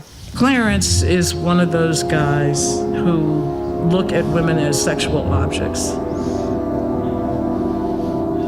That's it. And he doesn't bother to hide it. He talked about pornographic material depicting individuals with large penises or large breasts. He had stacks of magazines with pictures of genitalia and also women's huge breasts. That was pretty much what his collection consisted of. So I think we know who was lying at this particular juncture. Seems to me it's clear who was lying. And, you know, this is probably impossible at this stage of the game, but they were both under oath. I assume it's too late to conduct any criminal investigations for perjury. I'm not a lawyer or the president, but it's one of those things that you would say. I mean, think about the implications of Biden agreeing, and the committee, Kennedy was next to him, and all the others, the Democrats. Kennedy, who couldn't say anything either, because he'd just gone through his own He was at Palm Beach in his underwear. Yeah, right, exactly. Right. But one of the things that if that say they'd kept it going, what were the stakes? The stakes are, think of the power of Clarence Thomas. Think of what he is and what he does. He was 43 years old when he was confirmed. That meant, and he said it out loud, for the next 40 years, I am going to get even. I'm going to clean up the slate, and I'm going to get even with everything. If they had done that, things would be, as Jim suggests, probably very, very different. But even before he got on the Supreme Court, he got back at some other people, including his sister. Can you talk about the comments he had to make that were quoted in the paper about people on welfare? One person in the film says the reason Clarence Thomas became a conservative Republican when he got to Washington and decided he was going to make a career in government was because the line was shorter for black people in the Reagan administration. Yeah. In the Democratic Party, he says, well, there's a lot of black people waiting in line, but over at the Republican side of the Reagan administration, Clarence Thomas saw, the line is a little shorter. So that's I mean, that's what led him into it in the first place. That's what caused him to do what he had to do. And one of the things he had to do once he decided to get in, and they gave him a slightly lower job, was he had to get the attention of the president and the other white people around him, John Sununu and others, right? So what does he do? He goes to Juan Williams at the Washington Post. Juan becomes famous over his lifetime as well. Goes to Juan and gives Juan this long interview, and he tries to do things in the interview that will get their attention. And one of them is, remember, Reagan's a big anti-welfare president. That's he right. says, welfare queens, welfare queens. Well, what Clarence does is he makes turns his sister into a welfare queen to get the attention. It has the obvious effect of getting the attention of the Reagan administration and the higher officials in the White House, and he does get the boost up to the big job. We're talking to Michael Kirk, who again is the principal person behind Clarence and Ginny Thomas, Politics, Power, and the Supreme Court, the latest and one of the greats, I would say, from Frontline. You know, of the things that we learned, everybody knows who Harlan Crow is, even though no one ever heard of him about a month ago. He's the billionaire Republican who is financing virtually everything in Clarence Thomas's wife, buying his mother's house in Georgia, the $500,000 trip on the private plane and the yacht, not to mention other trips, the tuition at the private school for the grandnephew, on and on and on like that. What I did not know is the line that we've heard a lot, which sort of you juxtapose with his trips to wherever, is I prefer the Walmart parking lots, meaning I'm a grounded sort of common guy. He has an RV, and he and Ginny publicly go out and drive it around, and they park in Walmart parking lots, and people come up, and they do that. And he says in a PBS film funded by, not ours. PBS funded by Harlan Crow. That's what I wanted to say. $500,000 into this PBS program, right? And in that film, he says, I don't. You can go to Europe. That's okay. If people want to go to Europe, that's all right. But I like Walmart parking lots, and I like driving around the country. And then you discover, thanks to ProPublica, private plane, private yacht, Indonesia, New Zealand, every year for a couple of decades, hundreds of thousands of dollars, plus $500,000 to an offshoot of the Tea Party that Ginny runs, paying her $120,000. So, and he reports, and she reports none of it. So there's no rule that says they have to, but you would think in terms of, honesty, transparency. That's a word that doesn't apparently flash around. The integrity. Supreme Court. Can I go back to what I first asked you about Michael Kirk? Michael with his colleagues is also responsible. What are they called? The Choice? Is that the name of it? Every 4 years, Michael and his colleagues do these incredible films. 2 hours on the Republican nominee for president, 2 hours on the Democratic nominee. And the thing you did on Trump, I'm watching Trump and the way his father treated him, and he's delivering newspapers in the family limousine and whatever else we learned. You can say, now I can see how this came from that. The seeds of Thomas's anger at essentially all the people, institutions, and ideas that rejected him are so palpable in all of this story. It's our method, which is no longer a secret, thanks to you, Jim, is show me the person at 7, and I'll show you the adult. Yeah. Right? And I really believe that, and I have a personal shrink who also believes that. I wanted to know a lot about myself. Yeah, but let's talk a little bit while we still have time about Ginny. You talk about her having a break with reality in terms of her obsession with her right-wing causes and the election. Yes, one of the things about Ginny that occurs is she's the exact Clarence. If Clarence Thomas is one way about affirmative action and race relations, she's exactly the same way about feminism and women's rights and all kinds of equal pay, anti-equal pay. She makes a living doing this stuff, and she's an independent political operator. They have a kind of mind meld. They're a couple that's like they're best friends, and when Clarence, for example, gets in the court, he cancels his New York Times and Washington Post subscription and relies only on 2 people to tell him the truth. And the 2 people are Ginny, with her binary view of good and evil about everybody in the world, and who else but Rush Limbaugh, with whom he becomes best buddies, best friends, and he officiates at one of his weddings. So it's a pretty amazing world that Clarence and Ginny operate in. And Ginny, by the time Trump is elected, it's heaven sent for Ginny and Clarence. Oh, yeah. Clarence becomes the most, Scalia's dead, Clarence becomes the most popular Supreme Court justice to Trump, who loves him, and Trump gets him with Mitch McConnell, Amy Coney Barrett, Kavanaugh, Gorsuch. They've already got Alito, so now they've got a majority. And Clarence is that person kind of maneuvering around in there. And Ginny, at the same time, is moving up through the Trump administration. And on January 6th is out there on the ellipse listening to Trump talk. She says she didn't go to the Capitol. She didn't go to the Capitol, she says. But there's a picture of from the Facebook picture that she sends out from there. And she sends at least 20, maybe 25, that we know of, texts to Mark Meadows, the chief of staff of President Trump, during all of that craziness around Stop the Steal. And we talked to the guy, the technician, a former congressman for the January 6th committee, who discovered her emails. And they are just astonishing, what she says. But one of them, the Biden crime family will be living in barges off Gitmo? Off Gitmo. And she says it as if it's Mark, guess what? It's happening right now. Yeah. They're arresting them right now, the Biden crime family, and taking them to Gitmo. So that's the word that the President Trump has as well, presumably. And it's Ginny living off of whatever she hears and reads from QAnon and other sources. There was another thing, and I had not heard this before, when Ginny Thomas calls Anita Hill 2 decades after the hearings, in the 1991 hearings. And people are going to think you're exaggerating. You hear her There's voice. voicemail. It's really creepy. She calls her and very calmly asks Anita Hill if she'd consider an apology for what she did to her husband. And then she says, well, you want to say this instead of me? No, you say it because you're in a woman's voice. And then she says, I pray about this. And then in this weird voice says, okay, have a nice day, and hangs up.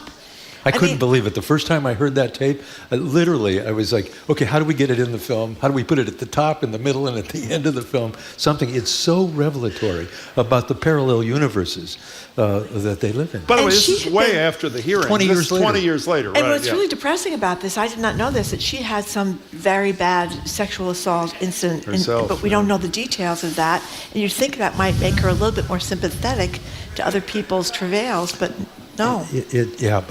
That was obviously clearly a terrible experience for her. She really kind of went down the drain. She went to a cult. And then she goes to a group called LifeSpring, which is one of those self-help cults. Yes. And gets retrained, realizes that, oh my God, this is a little weird. They made, for example, everybody strip, men and women in this group, and stand around and critique each other's bodies and things like that. Make fun of people that were overweight. Yeah.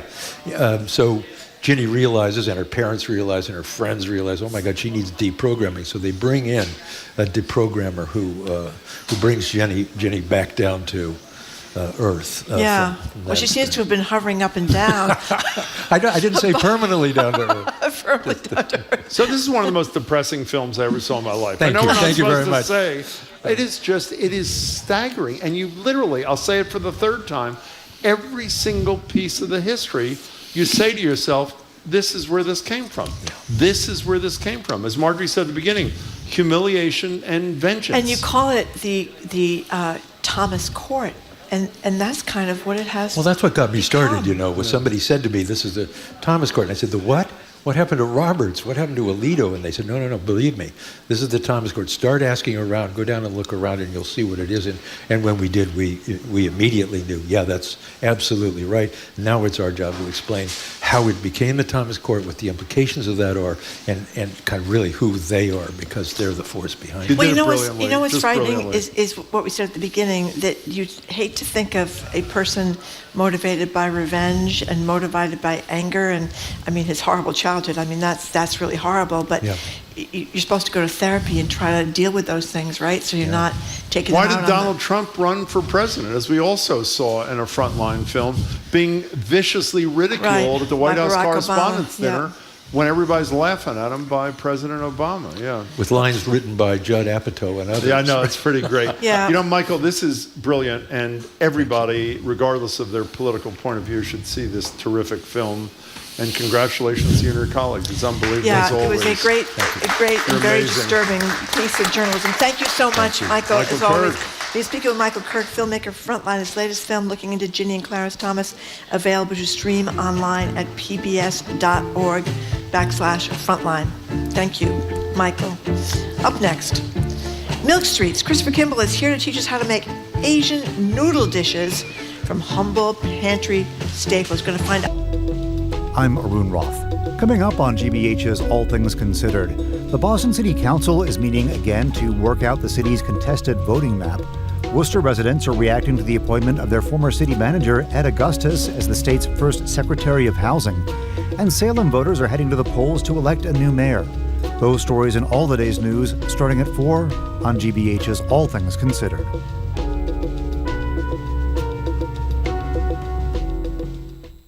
Support for our programs comes from you and Rockland Trust Bank, dedicated to providing advice and support to the community for over 115 years. More at rocklandtrust.com. Rockland Trust Bank, where each relationship matters. Member FDIC. And the Boston Speakers Series, announcing its upcoming season of 7 evenings featuring Jane Fonda, Van Jones, former Ukraine Ambassador Marie Yovanovitch, and Congressman Adam Kinzinger. bostonspeakers.org. Trusted. Local. News. You're listening to 89.7 WGBH, HD1 Boston, online at gbhnews.org. GBH News with NPR. What matters to you.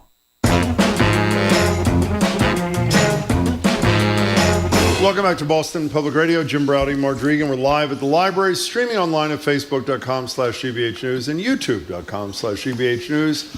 A little much-needed change of pace. We're joined now at the Boston Public Library with Christopher Kimble, founder of Christopher Kimble's Milk Street. But there's like 2,000 kinds of pesto. Get something green, get some nuts, a little cheese, maybe some garlic.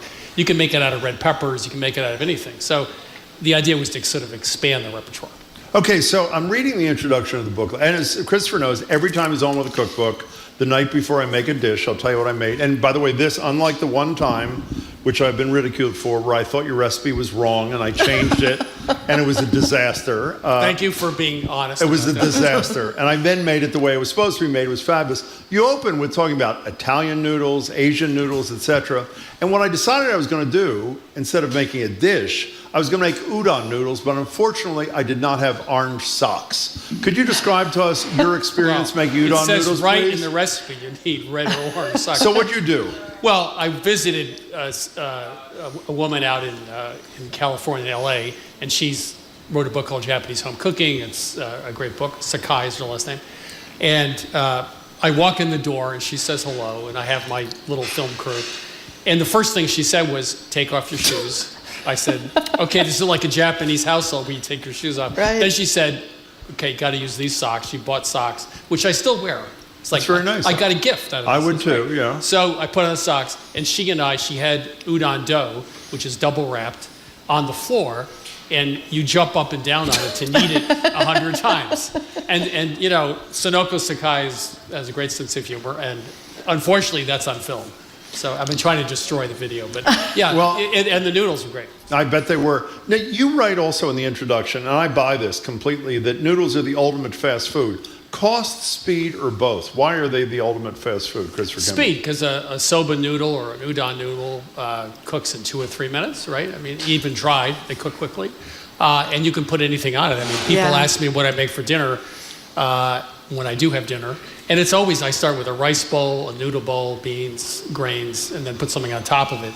But you can, for example, sugar, fish sauce, and lime juice is a classic sauce, right? Or you can use soy sauce and mirin and toasted sesame oil. You can just make noodles with a 3-ingredient sauce, and that's a 10-minute operation for dinner. There was an old French book from the 1930 called French Cooking in 10 Minutes by Edward Pomain. It's just a great book. But his concept was you could actually do dinner in 10 minutes. So, yeah, why not? Christopher Kimble, when you said when you do have dinner, does that imply that you don't always have dinner? Well, we do have a kitchen, obviously. with lots of people working in it. So one of my jobs is to taste the food, and everyone goes like, "Oh, it's such a hard. I feel so terrible for you." But at the end of the day, I've eaten plenty of food. So you're sometimes stuffed I just by the time you go home. I can't do it again. On weekends, I do a lot of cooking, but most of the time during the week, it's, I've already had my 8,000 calories by the time I Okay, so I made one of what I would consider to be the easiest recipes in the book, sesame noodles with chicken and scallions. However, and it was spectacular, by the way, I'm sure you were sitting there or standing there in suspense, I did something that I'd never done before. I had the right kind of ramen. I went and bought it. I went to H Mart when I looked at the book. Yeah. H Marts are great, by the way. If you haven't been there, they're all over the place. Now there's one in Central Square near me.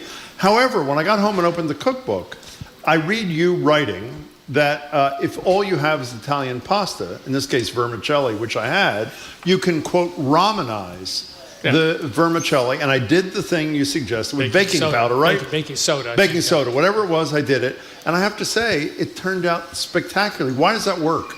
It's an alkaline solution, and it changes the structure of the noodles so they become very chewy, which is the whole point of ramen. So it's great. You could just do that with spaghetti. Yeah, do it. And I did it with vermicelli, and sesame noodles with chicken and scallions are great. In this cookbook, one of the things you also do, which I love, and I think we talked about this before, I am a believer you should never make a cookbook where the recipe goes on to the next page. It's on one page. Facing it is a beautiful photograph by some great food photographer. So you hate the joy of cooking? Actually, I do. The type's too small, font is too small, and I don't like running over in the next. I don't hate it, but whatever. So give us a couple of recipes that you think beginners who are nervous about doing that should choose if they buy. Well, the classic is fettuccine Alfredo, because we actually went to Rome. There are a couple of restaurants in Rome that are famous for making it. They have movie star, photographs on the wall. The first restaurant was started by this guy who then left and started another one.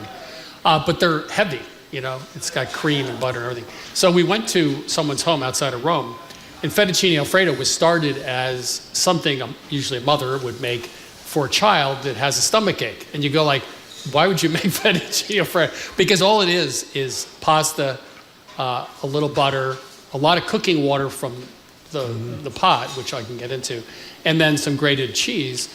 And the whole trick here is to use the pasta water to bind the cheese and the butter, and then you mix it for about 3 minutes. And it's that tossing that sort of emulsifies the sauce. So it does have butter and it does have cheese, but it's not like what you'd expect, which cream. is you're going to kill yourself. So, so that's a good example of something you can do in 10 minutes. And the real thing is much better, I think, than the heavy dish. So. Speaking of beginners, I said before when on the air, I'm not a very good cook, and I'm always intimidated. And if something says 30 minutes in the book, it takes me an hour and a half, and I'm totally discombobulated. But what do you tell people? I mean, I'm a little old to be still struggling, but I mean, what do you tell people? Oh no, you can be really old and still struggle.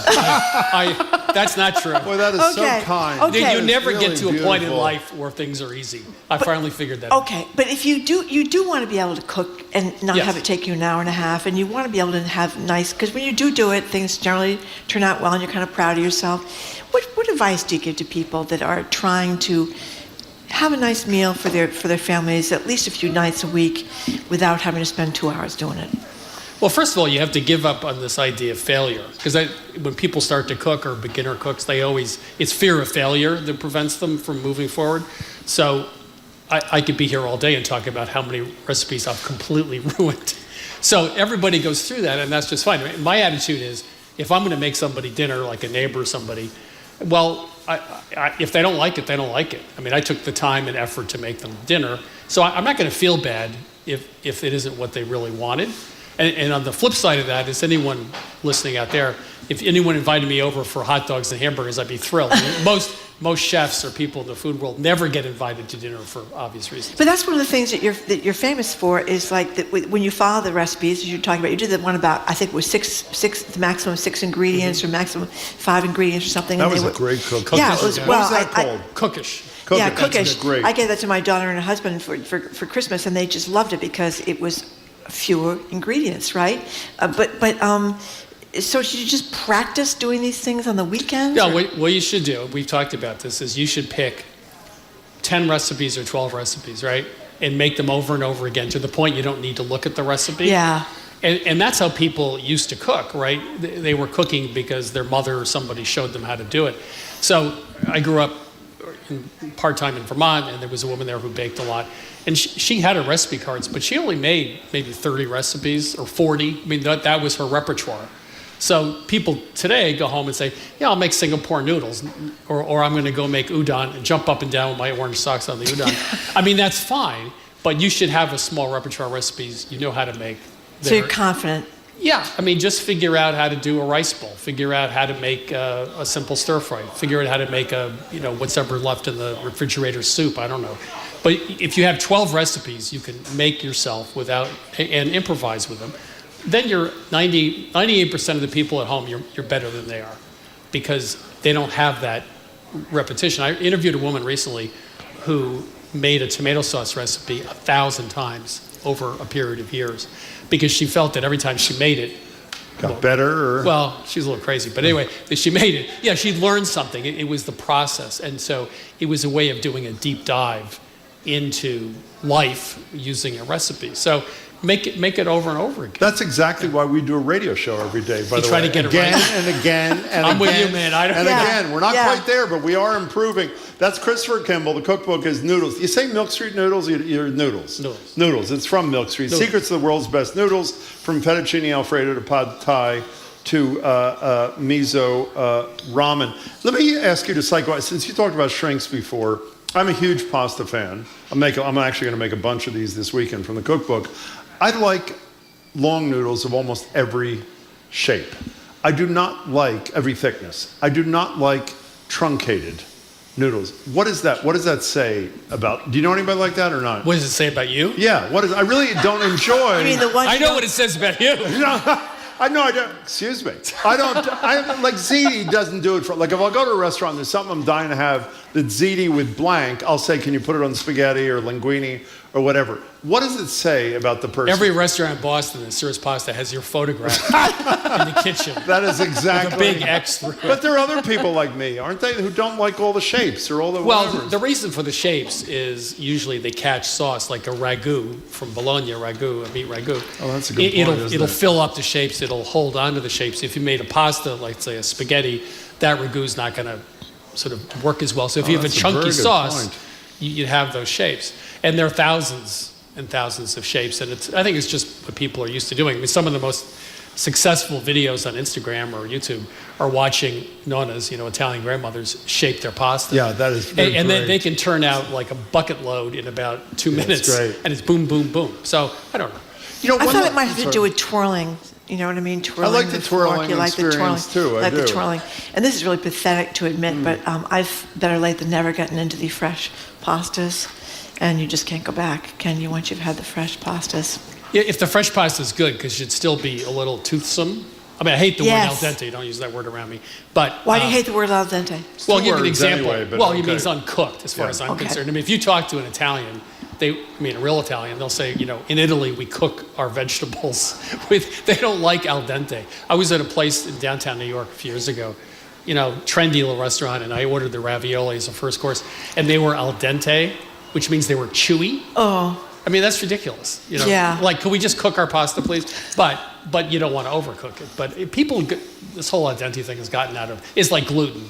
Okay. People don't know what gluten is, but they don't like it, And al dente is supposed to be cool, but no, Italians cook their food. Sort of like Republicans in critical race theory. It's exactly the same thing. That's exactly what I was going to say. What were you going to say about the fresh pasta versus the real pasta? The fresh pasta has to be what? Well, if it's good, like udon, if you make it, it has not chew, but it has substance to it. Yes. And you only cook it like 2 or 3 minutes. It's very fast. But some fresh pastas you get, they sort of they have no chew, they have no bite to them, and you want a little bit of chew. It's like why you like ramen, right? Because it has that wonderful springy texture. Does really. So, yeah. By the way, we should say, because we both shop there, Capone's has fabulous fresh pasta of all kinds of sizes, shapes, spices, all kinds of great. Just can't go back. Can't go all back to kinds. my Barilla from the Stop and Shop. So we did a story the other day with Corby Kummer about the fact that there's this practically riots in the streets in Italy because 60% of the people in Italy eat pasta every single day. And the price of a box of pasta, which is only $2, a little bit more than here, but only $2 is going up like 20%, so people are up in arms. I don't think it's because of the price, but sort of symbolically, you don't do that. How popular is pasta? I know in Asia, also huge. Is it as popular in the rest of the world, or is it primarily a Southern Europe, Asian Well, kind of one thing is there were a lot of Italian immigration in the late 19th century, early 20th century. Peru, for example, they do pasta. They make a pasta with spinach, a pesto with spinach. Buenos Aires has, I think, more Italians than Naples does. So there's pizza and pasta all over. A lot of it depends on where they want, but there's pasta and there's pasta. I mean, if you have a stir-fried noodle that turns a little crispy like fideo or something, that's a totally different way of thinking about it. If you serve it with beans or other things, beef noodle soup from Taiwan, which originally came from China, I just made that Saturday actually, but it's got wheat noodles in that dish, but it's very different than an Italian where you're just eating the pasta. It's usually an ingredient in a recipe. So you talked before about how you eat a lot of the food, and by the time you get through, you're too full to go home and have a big dinner. Well, I'm not too full to go home, but okay. But I can still go home. Okay, still go home, but too full to have another big dinner when you go home. So how does it work when you do these recipes? How does it work with the tasting? Is it a bunch you get together? How does it work? You haven't been. No. You guys got to We actually should. You should come. We accept. You can do tasting. We accept. So we have the main sections. They got a huge high ceiling. We have all the lights for TV and stuff we do. And then we also have a long table on the other half of it, which is where the food gets put. So if we're developing a recipe for our magazine, for example, someone will bring me a plate and I'll taste it. But, for the rest of the crowd, it's all out there. And so when something good has come out, because you can all hear a lot of talking and congregation around the food. If it's silence, it wasn't that good. But when it's good and it goes fast, so everyone gets to taste it. Now let me ask you a question. Since you have a big operation over there, we have a lead producer over there is Jamie. That's who right. I think most people Very would Italian. agree is rather juvenile. And what he has done while we're talking, he does this every day.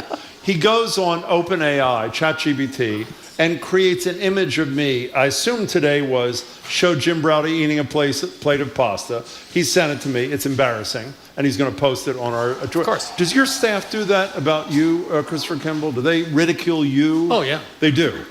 Oh, every day. They do every day. I mean, we're in the same boat. It's not that unusual. Okay. Then it makes someone just sent me, they used ChatGPT, and they said, write a poem in the style of Christopher Kimble. I think it came out as a rude limerick. I don't know what that means, but so they're doing a ChatGPT poem. Well, let me tell you, this one's another hit. I mean, we've only made one recipe. It's great. It's also for those people who are a little anxious, like you are, about recipes. Yes. It's pretty straightforward, pretty simple. Most of the dishes. By the way, you talked about time. The dish I made was supposed to take 30 minutes. It took me 33. I timed it because it said 30. Okay. It's a great cookbook. So before you go, you told us fettuccine alfredo would be a very good beginner's recipe. Give me a couple more. The one I made is really. Don't you think sesame noodles that with was chicken good. and scallions is easy too? I guess well-loved recipe of all time is spaghetti al limone. Okay. Lemon comes from Amalfi. And what's so interesting is the lemon rind and almonds. Here? That's it. Yeah. It's very simple. And I had it the Deluxe Diner in the South End years ago, 30 years ago, 20 years ago. I had lemon with pasta, and I went like, this is strange. But this actually works. And it's really simple. It's like 4 ingredients. Okay. And it's terrific. Congratulations on another great Thank one. you. Chris Kimble, these great are to see you. books. Thanks so much. Thank you very much for being here, Christopher Kimble. The books are spectacular, and like I said, you made my daughter into like a real little chef down there in New York City. We've been speaking with Christopher Kimble. He's founder of Christopher Kimble's Milk Street. He's out with a new cookbook, Milk Street Noodles, Secrets to the World's Best Noodles, from fettuccine alfredo to pad thai to miso ramen. You can catch Milk Street Radio every Sunday, 3 o'clock here on GBH 89.7. Thank you very much, Christopher Kimble, for coming in. Up next, CNN's John King. We're going to dedicate the next 20 minutes to Rudy Giuliani. I guess we have to fit in a couple of other things. But Rudy will be prominently featured. You're listening to Boston Public Radio, 89.7 GBH. We are broadcasting live as we do every Tuesday and every Friday from the Boston Public Library.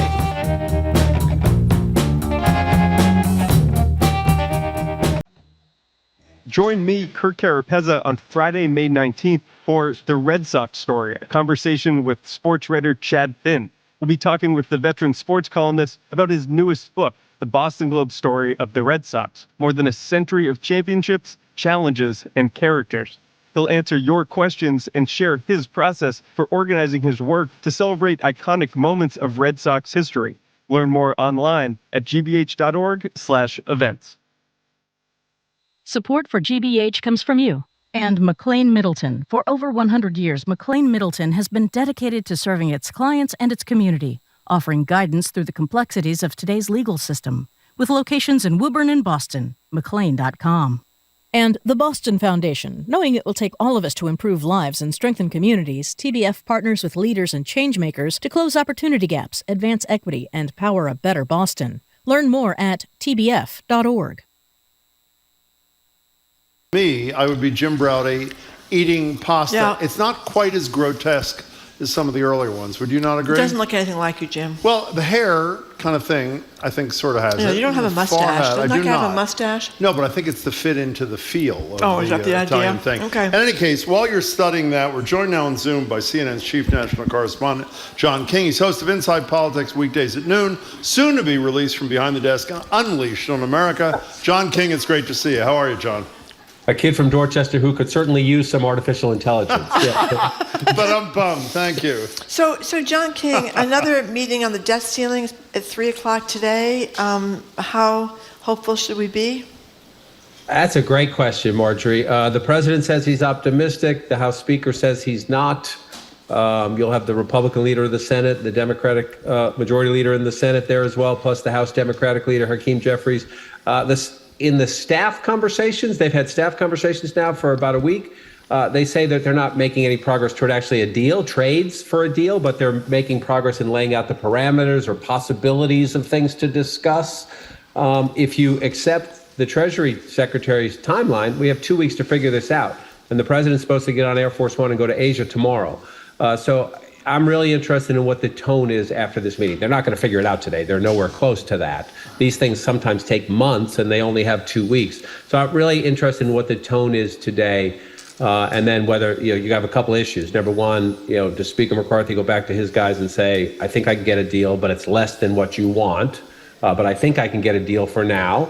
And then we'll fight again in the appropriations and the budget process. But first, will the president come to the table with some things that progressives are already in his face about, saying, do not give away those things. So we're at a crossroads moment. I would not expect a ton of progress today, but I think the tone will be important. Speaking of progressives, I should know this. What is the source of the story that Biden has already at least signaled, if not more, that he's willing to add certain work requirements to certain benefits that low-income people in this country get, which is anathema, the work requirements, to progressives in his party, but beloved by McCarthy Republicans? Where's that come from? It comes from the president himself. He's on a bike ride over the weekend. He didn't say it directly about now, but he was on a bike ride over the weekend, and he noted that back in the Bill Clinton days, he voted for work requirements and buffer reform. So he said, I've done it before. So let's see what they propose. And that people took that as he's open to it. Republicans certainly took it that way. And again, in the staff conversations, no one's agreed to anything. But the Democrats are putting forward, hey, what about this? And Republicans are putting forward, what about that? And Speaker McCarthy says that's a red line for him, the work requirements in some of the federal benefit programs. So again, progressives will, I won't use the term, but they will go, you know what, if the president were to agree to that, but that's part of the negotiating process. But the wages are so low in the United States of America, and the costs are so high that many people who are working full time are eligible for SNAP benefits because of the situation we're in. So anyway, but for people who are upset about it, I mean, to quote Obama, we've only said this about 10,000 times through the years, particularly progressives, elections have consequences, and the Republicans control the House of Representatives by at least now 4 seats. We don't know what's going to happen to George Santos, and obviously he's got to deal with them. So John King, everyone recalls the person that broke into Speaker Pelosi's house in San Francisco and attacked her husband, Paul. I think he's 84 years old with a hammer. He seems to have recovered pretty well, which is wonderful. Now we have another incident with a Virginia Democratic Representative, Congressman Jerry Conley. 2 of his staffers hit by a man wielding a metal bat, one of them an intern on her first day on the job. Right, so there's a big conversation already in Washington. Speaker McCarthy, the Capitol Police Chief, Speaker McCarthy spoke to Jerry Conley. He said that on his before he goes over to the White House for the meeting today. And his point is that we have to do everything we can. The Speaker says, and the Capitol Police Chief says they're working on it. You know, if you think about the Capitol building or the House office buildings, not that there aren't threats there sometimes, but they're pretty well guarded buildings. But then think about your local congressman's office. Some of them are in the federal building, you know, and that tends to have metal detectors or security. But some of them, if you travel the country, you know, they're in strip malls or they're in regular office buildings where there might be a dentist or a pharmacy or, you know, a doctor's office, a lawyer's office, and it's just the congressman's office is there. And there's not a ton of security in those buildings. And in this case, Jerry Conley, the Democrat from Northern Virginia, does not think it was politically motivated. He thinks this is a gentleman who has a history of mental health problems. His family says he has schizophrenia and has had some mental health issues and has had a hard time finding treatment, which is a whole other conversation, the lack of availability of treatment for some people. But in terms of security around these offices, clearly, some of it is politically motivated. You mentioned the Paul Pelosi case. Some of it is, you know, I think America is on edge. I think that's why we're seeing more shootings, more violence, more, you know, people on edge. And so without a doubt, they're going to have a conversation now about not just the offices here in Washington, but the local offices around the country, which are, the law enforcement people would call them soft targets. If you're outraged, you see that sign that says Congressman X, Democrat or Republican. If you're outraged and angry, you might snap and go there. Well, you know, even if it isn't politically motivated, and I accept obviously what you say, I mean, as Juliette Kayyem, your colleague on CNN, says pretty regularly on our show, under Donald Trump, violence has become political currency in this country, and obviously much more accepted if you want to voice an opinion than it should be or probably ever has been. So we wish them well. So could you describe to us what Donald Trump said? Oh, you wanted to say something? Oh, I'm sorry, John. Go ahead. When you said that, I just reached out because I had these notes from my show. I just wanted to, because you're absolutely right. In 2017, there were 4,000 threats against members of Congress. In 2022, there were 7,500. Wow. Double. Almost twice as many. And so you're absolutely right about the point. I think there are different reasons at different times. But the political polarization and the fact that we, you know, you call the other person unpatriotic or evil as opposed to we have a difference of opinion, you know, that adds to it without a doubt. You're absolutely right. We're talking to John King. So, John, I started to mention Donald Trump was saying that what had happened to him in an investigation by the FBI about the Trump campaign and alleged Russian efforts to interfere in the presidential election was, quote, the crime of the century. And after, I think it was 4 years, a special counsel has finally come out with a report which seems a little short of crime of the century, though he does fault the FBI about how they conducted this investigation versus how they conducted an investigation into the Clinton campaign. Could you give us the highlights of this, please? I think you have the context exactly right. This is not what Donald Trump said it would be or what he is saying it is now. He's raising money off it, saying he was framed. A lot of Trump's allies are saying that John Durham has now said, you know, the FBI broke all these laws and all this corrupt. And John Durham did not say that. John Durham, for those who might forget, because it was a long time ago, as you noted, 4 years ago appointed by Bill Barr, Trump's attorney general, to look into the origins of the Russian investigation. Most of what he found is consistent with a 2019 report by the Department of Justice Inspector General. It does not prove the crime of the century, like Donald Trump says, but it does say the FBI blew through its own rules and its procedures, and when it got a tip about Donald Trump and some Russian contacts, it went straight to full-bore investigation as opposed to following its rules and checking the sourcing. And once you get to full-blown investigation, then you have more surveillance power. Then you have more subpoena power. So they were able to do some things that John Durham's point is if they had taken their time, their own rules of procedure, they probably never would have gotten to that, right? And so it's a pretty damning and harsh report about the FBI. The FBI director says he does not disagree with it, but that most of what Durham recommends has already been put in place and reformed. So it's not what Donald Trump says it is. It's also not good news for the FBI back in those days. It's a pretty scathing look at the conduct. We're talking now to John King, and now finally Marjorie gets to why she is here today. Rudy Giuliani. Yeah, well, there's a couple of things. Why don't you do the pardons and I'll do the woman. Well, the first thing, also you have to tell us the sourcing here. Marjorie wants to talk about the lawsuit against him by this former employee that suggests sexual harassment, wage theft, all this kind of thing. There's also a report that he was out there attempting to sell pardons for $2 million, $1 million for him and $1 million for Trump. Has this been corroborated by any news operation that's responsible, or is it just an extremist take on this? I have no information about that. I don't know. Okay.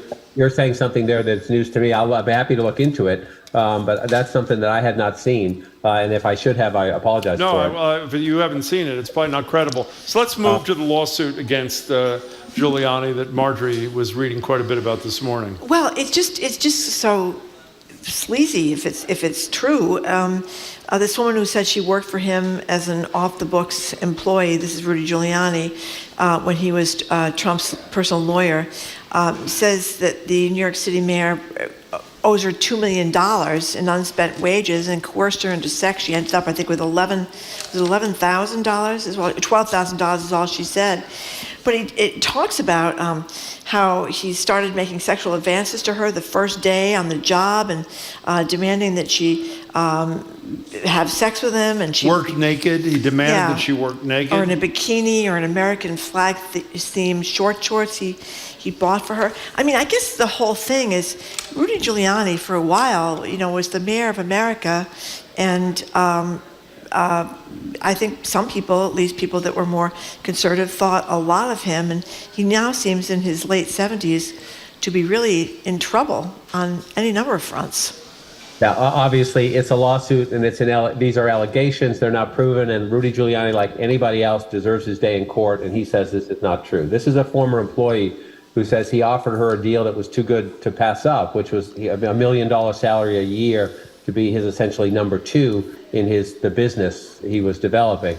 And then she says in this lawsuit, she learned pretty quickly that was BS. This is her allegation, and that all he wanted was to have her in his employ so that she could do him sexual and other favors. That is the bulk of the $10 million lawsuit. Again, Giuliani says it's not true. To your broader point, Marjorie, there have been several documentaries done by this, including one that was on our network, and there have been a couple of great books written about this, about the decline or the changes, the transformation, pick your word for it, of Rudy Giuliani, who after 9/11 was, I think, a unifying symbol of America as America's mayor in New York City, and has become an election denier, a conspiracy theorist, and according to this lawsuit, also a sexual predator. Again, that's an allegation. It's not proven. But yes, I think there will be more books written and more documentaries done on what the hell happened to this guy who was once an American icon, who now was something considerably less. She does say she's got audio recordings, and we don't know if that's true either, but she says she does, in which she's making all sorts of untoward remarks, so we'll see if those are ever John, one last revealed. thing about Giuliani. Was he identified as a target in the Georgia investigation or not? The word target has legal meaning, so I'm going to be careful here because I don't know the specific answer to the question. Was he a person of interest to the grand jury? Absolutely. Were there questions about Rudy Giuliani?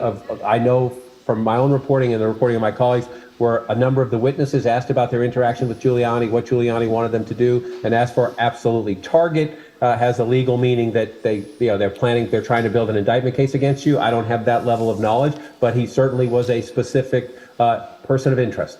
So speaking of targeting, the Celtics are targeting the Miami Heat. What do you think of Sunday's game there, John King from Dorchester? It was very nice to see Jason wake up after a not-so-good Game 6. He was good at the end. He was. So if the fourth quarter of Game 6 and the Game 7, Jason Tatum can play the rest of the playoffs, and we might have a celebration in Boston in a few weeks. But you know my approach to these things, Jim. One game at a time.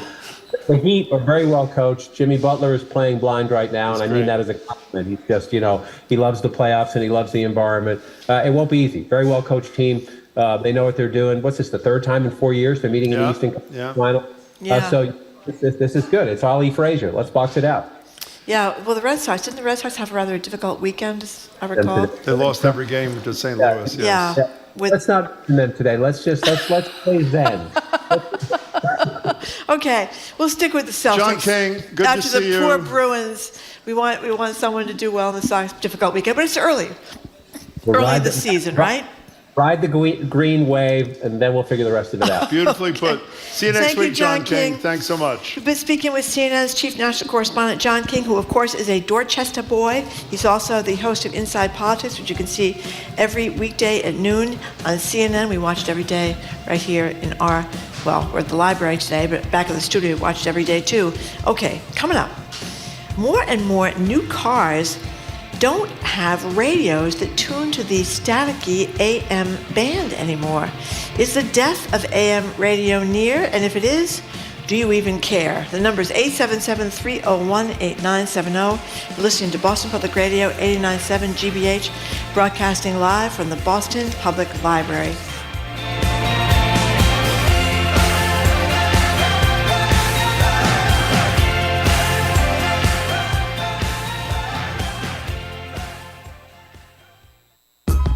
Southern California to New York City, Hollywood studios, network TV, and streaming juggernauts all rely on writers. And right now, writers are saying no to the low pay and long hours of their work. We're talking about the Writers Guild strike upending the entertainment industry. That's next time on The Takeaway from WNYC and PRX. This afternoon at 2, here on GBH News 89.7. Funding for our programs comes from you. And the Boston Pops at Symphony Hall. This spring, the program features twists on great American classics from Gershwin to John Williams. Learn more at bso.org. And the International Fund for Animal Welfare. With less than 340 North Atlantic right whales remaining, IFAW is committed to leading the charge to save them from extinction. To learn more, you can visit rightwhales.org.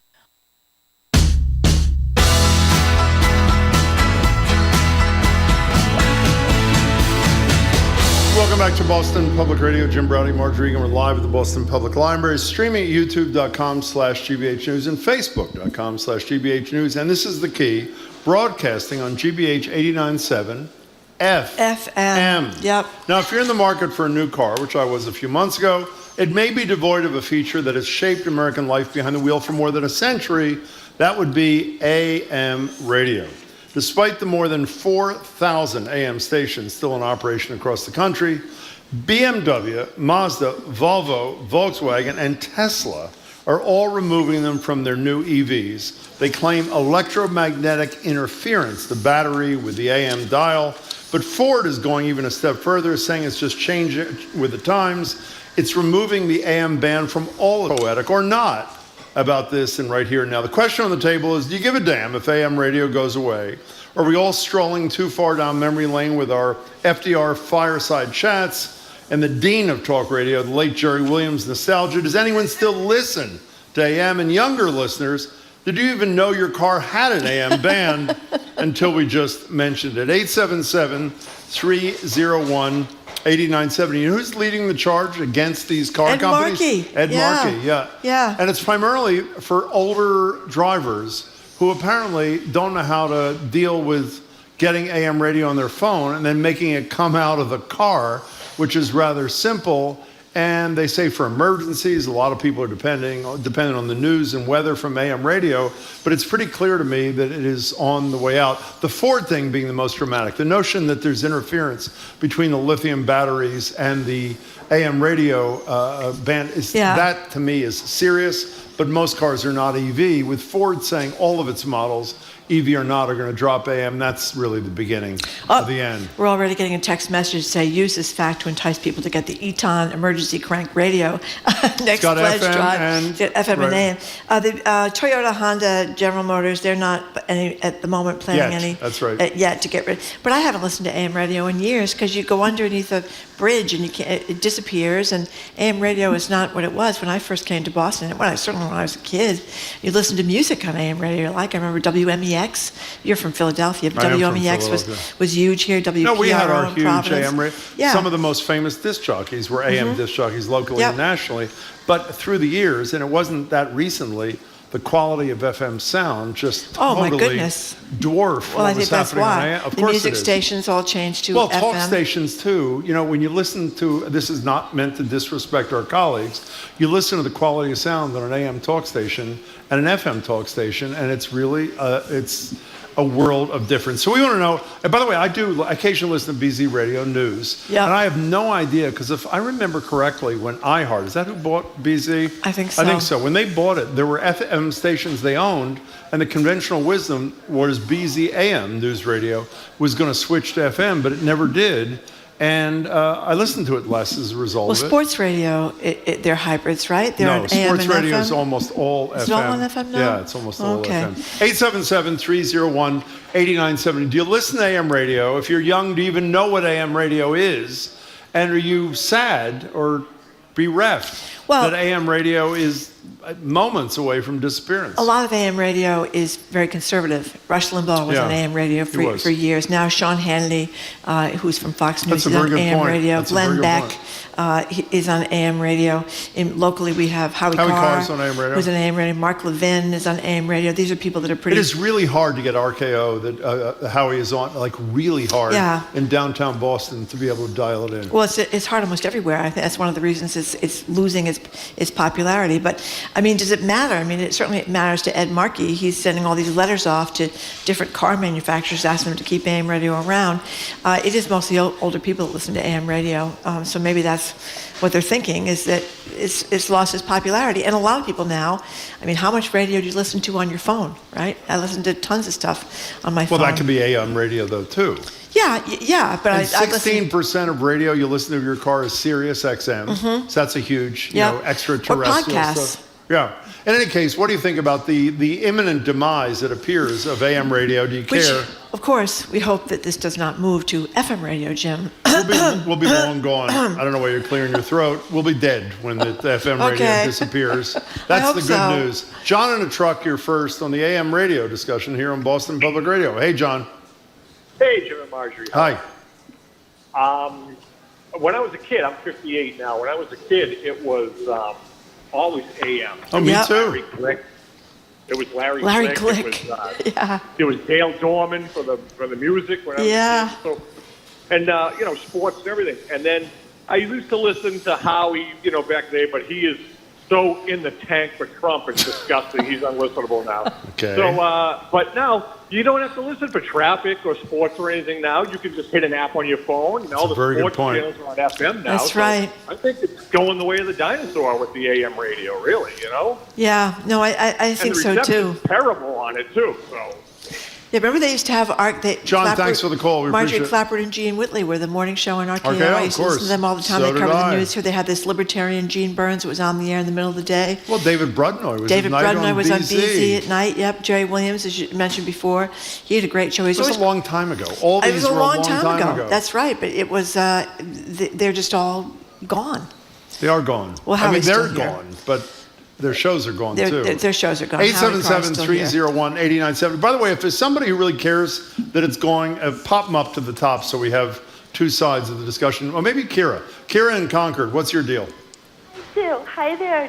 Hi. there, Marjorie and Jim. Hi. So nice Hi. to meet you. Nice to You talk to too. you too. Beautiful days, huh? It is. Yes. We're lucky we have fresh air to breathe. I think that's a So- good thing as opposed to the alternative. That's a good point, Kira. What's up?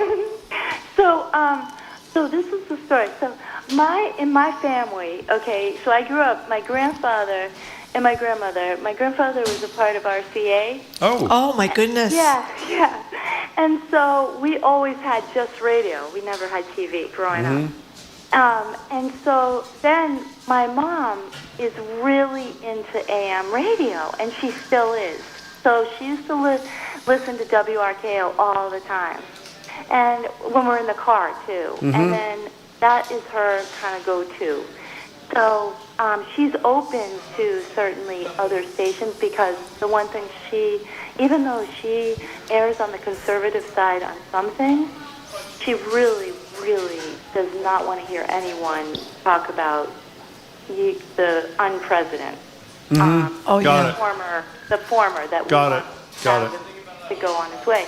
But anyway, that's not to say that they're not good people that have voted for him. I'm not saying that. I just have my personal We got it. We understand. So anyway, so long story short, she really, really likes AM radio. So we go out to drive. No, we go out to drive. Her car has AM radio. Granted, you can get it, like the last caller said, on your your phone. Phone. So, it's kind of half a dozen one or the other. I don't know. I just really kind of, it's something that's just kind of classical. So you have AM and FM radio. Well, you're sort of, I think, Kira, you're sort of coming down firmly on both sides, which... well, I am. But well, you are. That's not a criticism. I really do like AM because the whole thing about the radios is that they founded both stations, which is great. Yeah. Hey, Kira, as that was always, a great thanks for the call. We appreciate it. Take care. Say hi to your mom. About 40% of AM stations have news, talk, or sports formats. 11% are oriented to specific ethnic groups. I know that. 11% are religious. So you get a lot of Polish radio, Russian radio. In Chicago, I guess they had this big... A lot of black-owned radio stations are lobbying hard against this, by the way. Farsi in Los Angeles, 5 Vietnamese stations in Northern and Southern California markets, 700 Spanish-language stations nationwide. So there's a lot of that, too. And that's one of the reasons Marky's saying that would be bad, to be cutting off some of these immigrant communities from their most trusted source of information. But again, I want to repeat, if you learn, if you don't know already, how to get that AM station on your phone, you can play it through your car radio. So it isn't like there's some prohibition. It just requires a very minimal amount of technological skill, and you have what you need. Michael in Arlington, hey. Hi. Hi. Look, I found back in the day when I was a teen, and rock and roll wasn't played by a lot of stations. Yeah. And rhythm and blues, they refer to it as race music, and it wasn't quite nice. However, even though I lived in Old Wethersfield, Connecticut, in central Connecticut, after sunset, I could listen to Alan Freed playing rock and roll from New York. Yeah. And I could listen to Symphony Sid from WPAT, Paterson, New Jersey, playing the greatest jazz.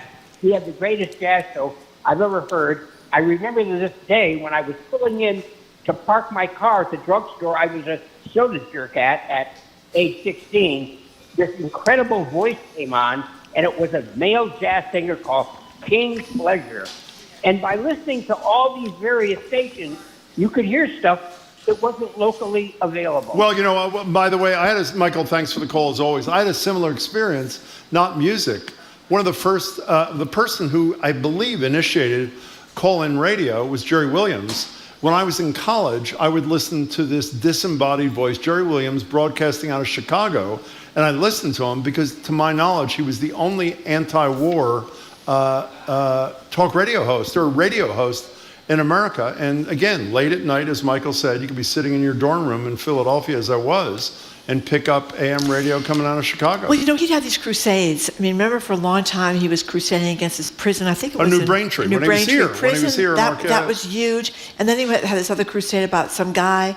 I forget the details, but he was in the back seat of a police car, and somehow he got out of the car, and there was a bad outcome, and he was crusading for that. So seatbelts were a big thing with him too. He hated seatbelts. And he was very close to Barbara Anderson. He was an anti-tax guy, so I did a lot of appearances with him in the later part of his career. It was pretty local at that stage of his career, wasn't it? Then he did that sex survey. That was kind of weird. Yeah, that was a little weird. Yeah, an older man taking calls from young women, people, young women, about sex on the washing machine, if I remember. Do you remember that one? I'm serious. With the washing machine on. Oh, yes. I remember on the roof. That was one of the themes. I'm sure. Okay. 877-301-8970. Did you already talk to Michael in Arlington? We did. I think we did. We'll go to somebody else. We're going to go to somebody next as soon as we get told where to go. Well, I guess we're not getting told where to go. Well, we'll get told where to go quickly. That always happens. Oh, there we go. Where are you going, Frank Margaret? in Gloucester. Hey, Hi, Frank. What's up? Yes, I think it's worse than we think. Why? The automobile manufacturers have had an example with streaming services on internet and with subscriptions to things like, what is it called? Sirius XM. Yep. And they want to take over the dashboard completely. And when you buy a car, you're going to have to subscribe in the purchase price of the car, or even monthly, to what used to be free, or used to be able to work around. And that's going to be just about everything. General Motors, I think, has already talked about making a deal with Google to come up with something that's going to be undoubtedly a subscription service. You're saying all radio in cars is going to be, because for example, I don't have Sirius in my Tesla, but I do subscribe to Sirius XM, so I play it through my phone. Yeah. Well, that's just like you subscribe to downloading apps or whatever. The Tesla is a good example. They download apps to your car, or the system is updated without your knowing about it. They do. They also repair your car remotely, which is a nice thing. Frank, thanks for the call. We appreciate it. 877-301-8970. Yeah, we have a lot of people who said they've never listened to AM radio. People like in their 30s and 40s. When was the last time you listened to an AM show? I don't Like think years I've and years ever, and years? well, I've got a 2018 car. I don't think I've listened to it since I got the new car. Maybe even before that, I didn't listen to it either. Jim from Newton says, one thing AM radio is a window into the conservative world. To eliminate it further silos the two different political sides of our even more divisive culture. We've gotten calls from people. Somebody's from Philadelphia here asking about a Philadelphia story, but a Philadelphia radio station, Jim, but I lost the text. But anyway, the point they're making, if you go through certain parts of the country, that's all you get is AM radio, so you have a much different view. Someone just texted and said in Rochester, New York, the NPR news is only available on AM radio. So it starts I to didn't get, know that. Yeah, that's what he says. And the other thing about AM radio that people are concerned about, there's a lot more concern in bad weather situations. That's one of the stories. You get more up-to-date information about bad weather. I'm not clear why is that? I don't know. But in the stories, they're talking about how this guy took over his AM radio station in a particular town where they were the local station. All he talked about was the tornadoes or the snowstorms, whatever was coming in, to keep the people up to date on what was happening. So what's the point? There's no weather on FM radio? Is that the point they're trying to make? That is one of the arguments, Jim, that they are local stations and that maybe you wouldn't have that as much if you had FM radio. Oh, wait, local station. What are we on exactly? We are in Boston, a local Jim. station. You're on a local station. And are we an right. FM station? I think we should do more weather. We should.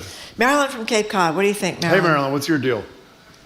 Hey, I am very grateful for AM radio, although I have to admit I don't listen to it very often. My dad was an AM radio sportscaster, and he put me and my 9 brothers and sisters through college. That's a good reason to like it. Yeah, that's great. Yeah. Yeah, where did you do that, Marilyn? Out of New York, or, he would travel wherever the big sporting events of the day were. And then he did transition into TV, the dawn of TV, actually. Yeah. Well, thank you. Cool. Thanks, Marilyn. Appreciate it. That's a very good point. I think a lot of people are... What's a good point? Well, the nostalgia for it. And she's talking about that it was a place that her father worked all those years, so I can see why she might miss it. So the other thing about AM radio is I don't know why, but is someone called and said, remember when you came across, when you reached the Mass Pike and Sturbridge, you could start to get the AM stations on your car at night? Why is it you can get them better at night than during the day? Because I assume there are fewer stations, like smaller stations, that are airing at all. I have no idea, but have any of these arguments done anything for you? I have to say that none of them are really impassioned. No, I think it's done. I mean, I just think it's done. We're on FM. I want to be we clear. Are on FM. We are on FM. Thank God. Rebecca from Boston. You have 30 seconds, Rebecca. We're Take it away. Time. Oh boy, I have more than 30 seconds to tell you, but thank you for putting me on last. Yep. My experience is exactly the opposite of what you were saying at the beginning. I live in Boston, and my FM stations always have static. I always have to sort of wiggle around to get them. And I like to listen to business news in the morning, so I listen to BZ AM. Yeah. And they give business, weather, do. traffic. And the other thing is that I think Markey has claimed that if we have a national emergency and the FM signals go out, we can warn people on AM. Rebecca, I regret to say we are out of time, so I'm sorry that you didn't get through to make all your points, but thank you very much for calling. We're done. Thank you very much for listening to another edition of Boston Public Radio. So is AM. That's right. We're on FM, Jim.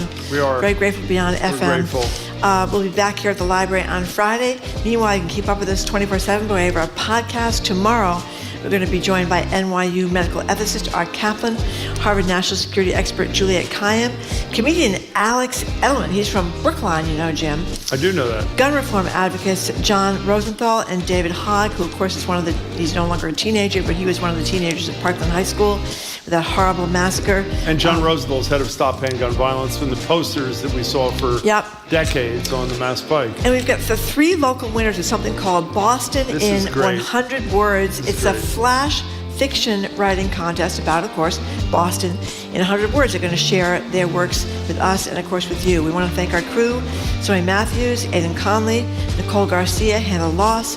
Our engineer is John the Claw Parker. Our executive producer is Jamie Bologna. We want to thank our BPL team, Angelica Marrero, Evelyn Brito, and Colin Cockrell. Anything you want to say before you go, Jim? Angelica's going to Taylor Swift. Angelica's going to Taylor Swift. And we're not. No, we are not. We're not. Okay. I have nothing to say. I'm Jim Browdy. I'm Marjorie Egan. Thank you for tuning in. Hope you can...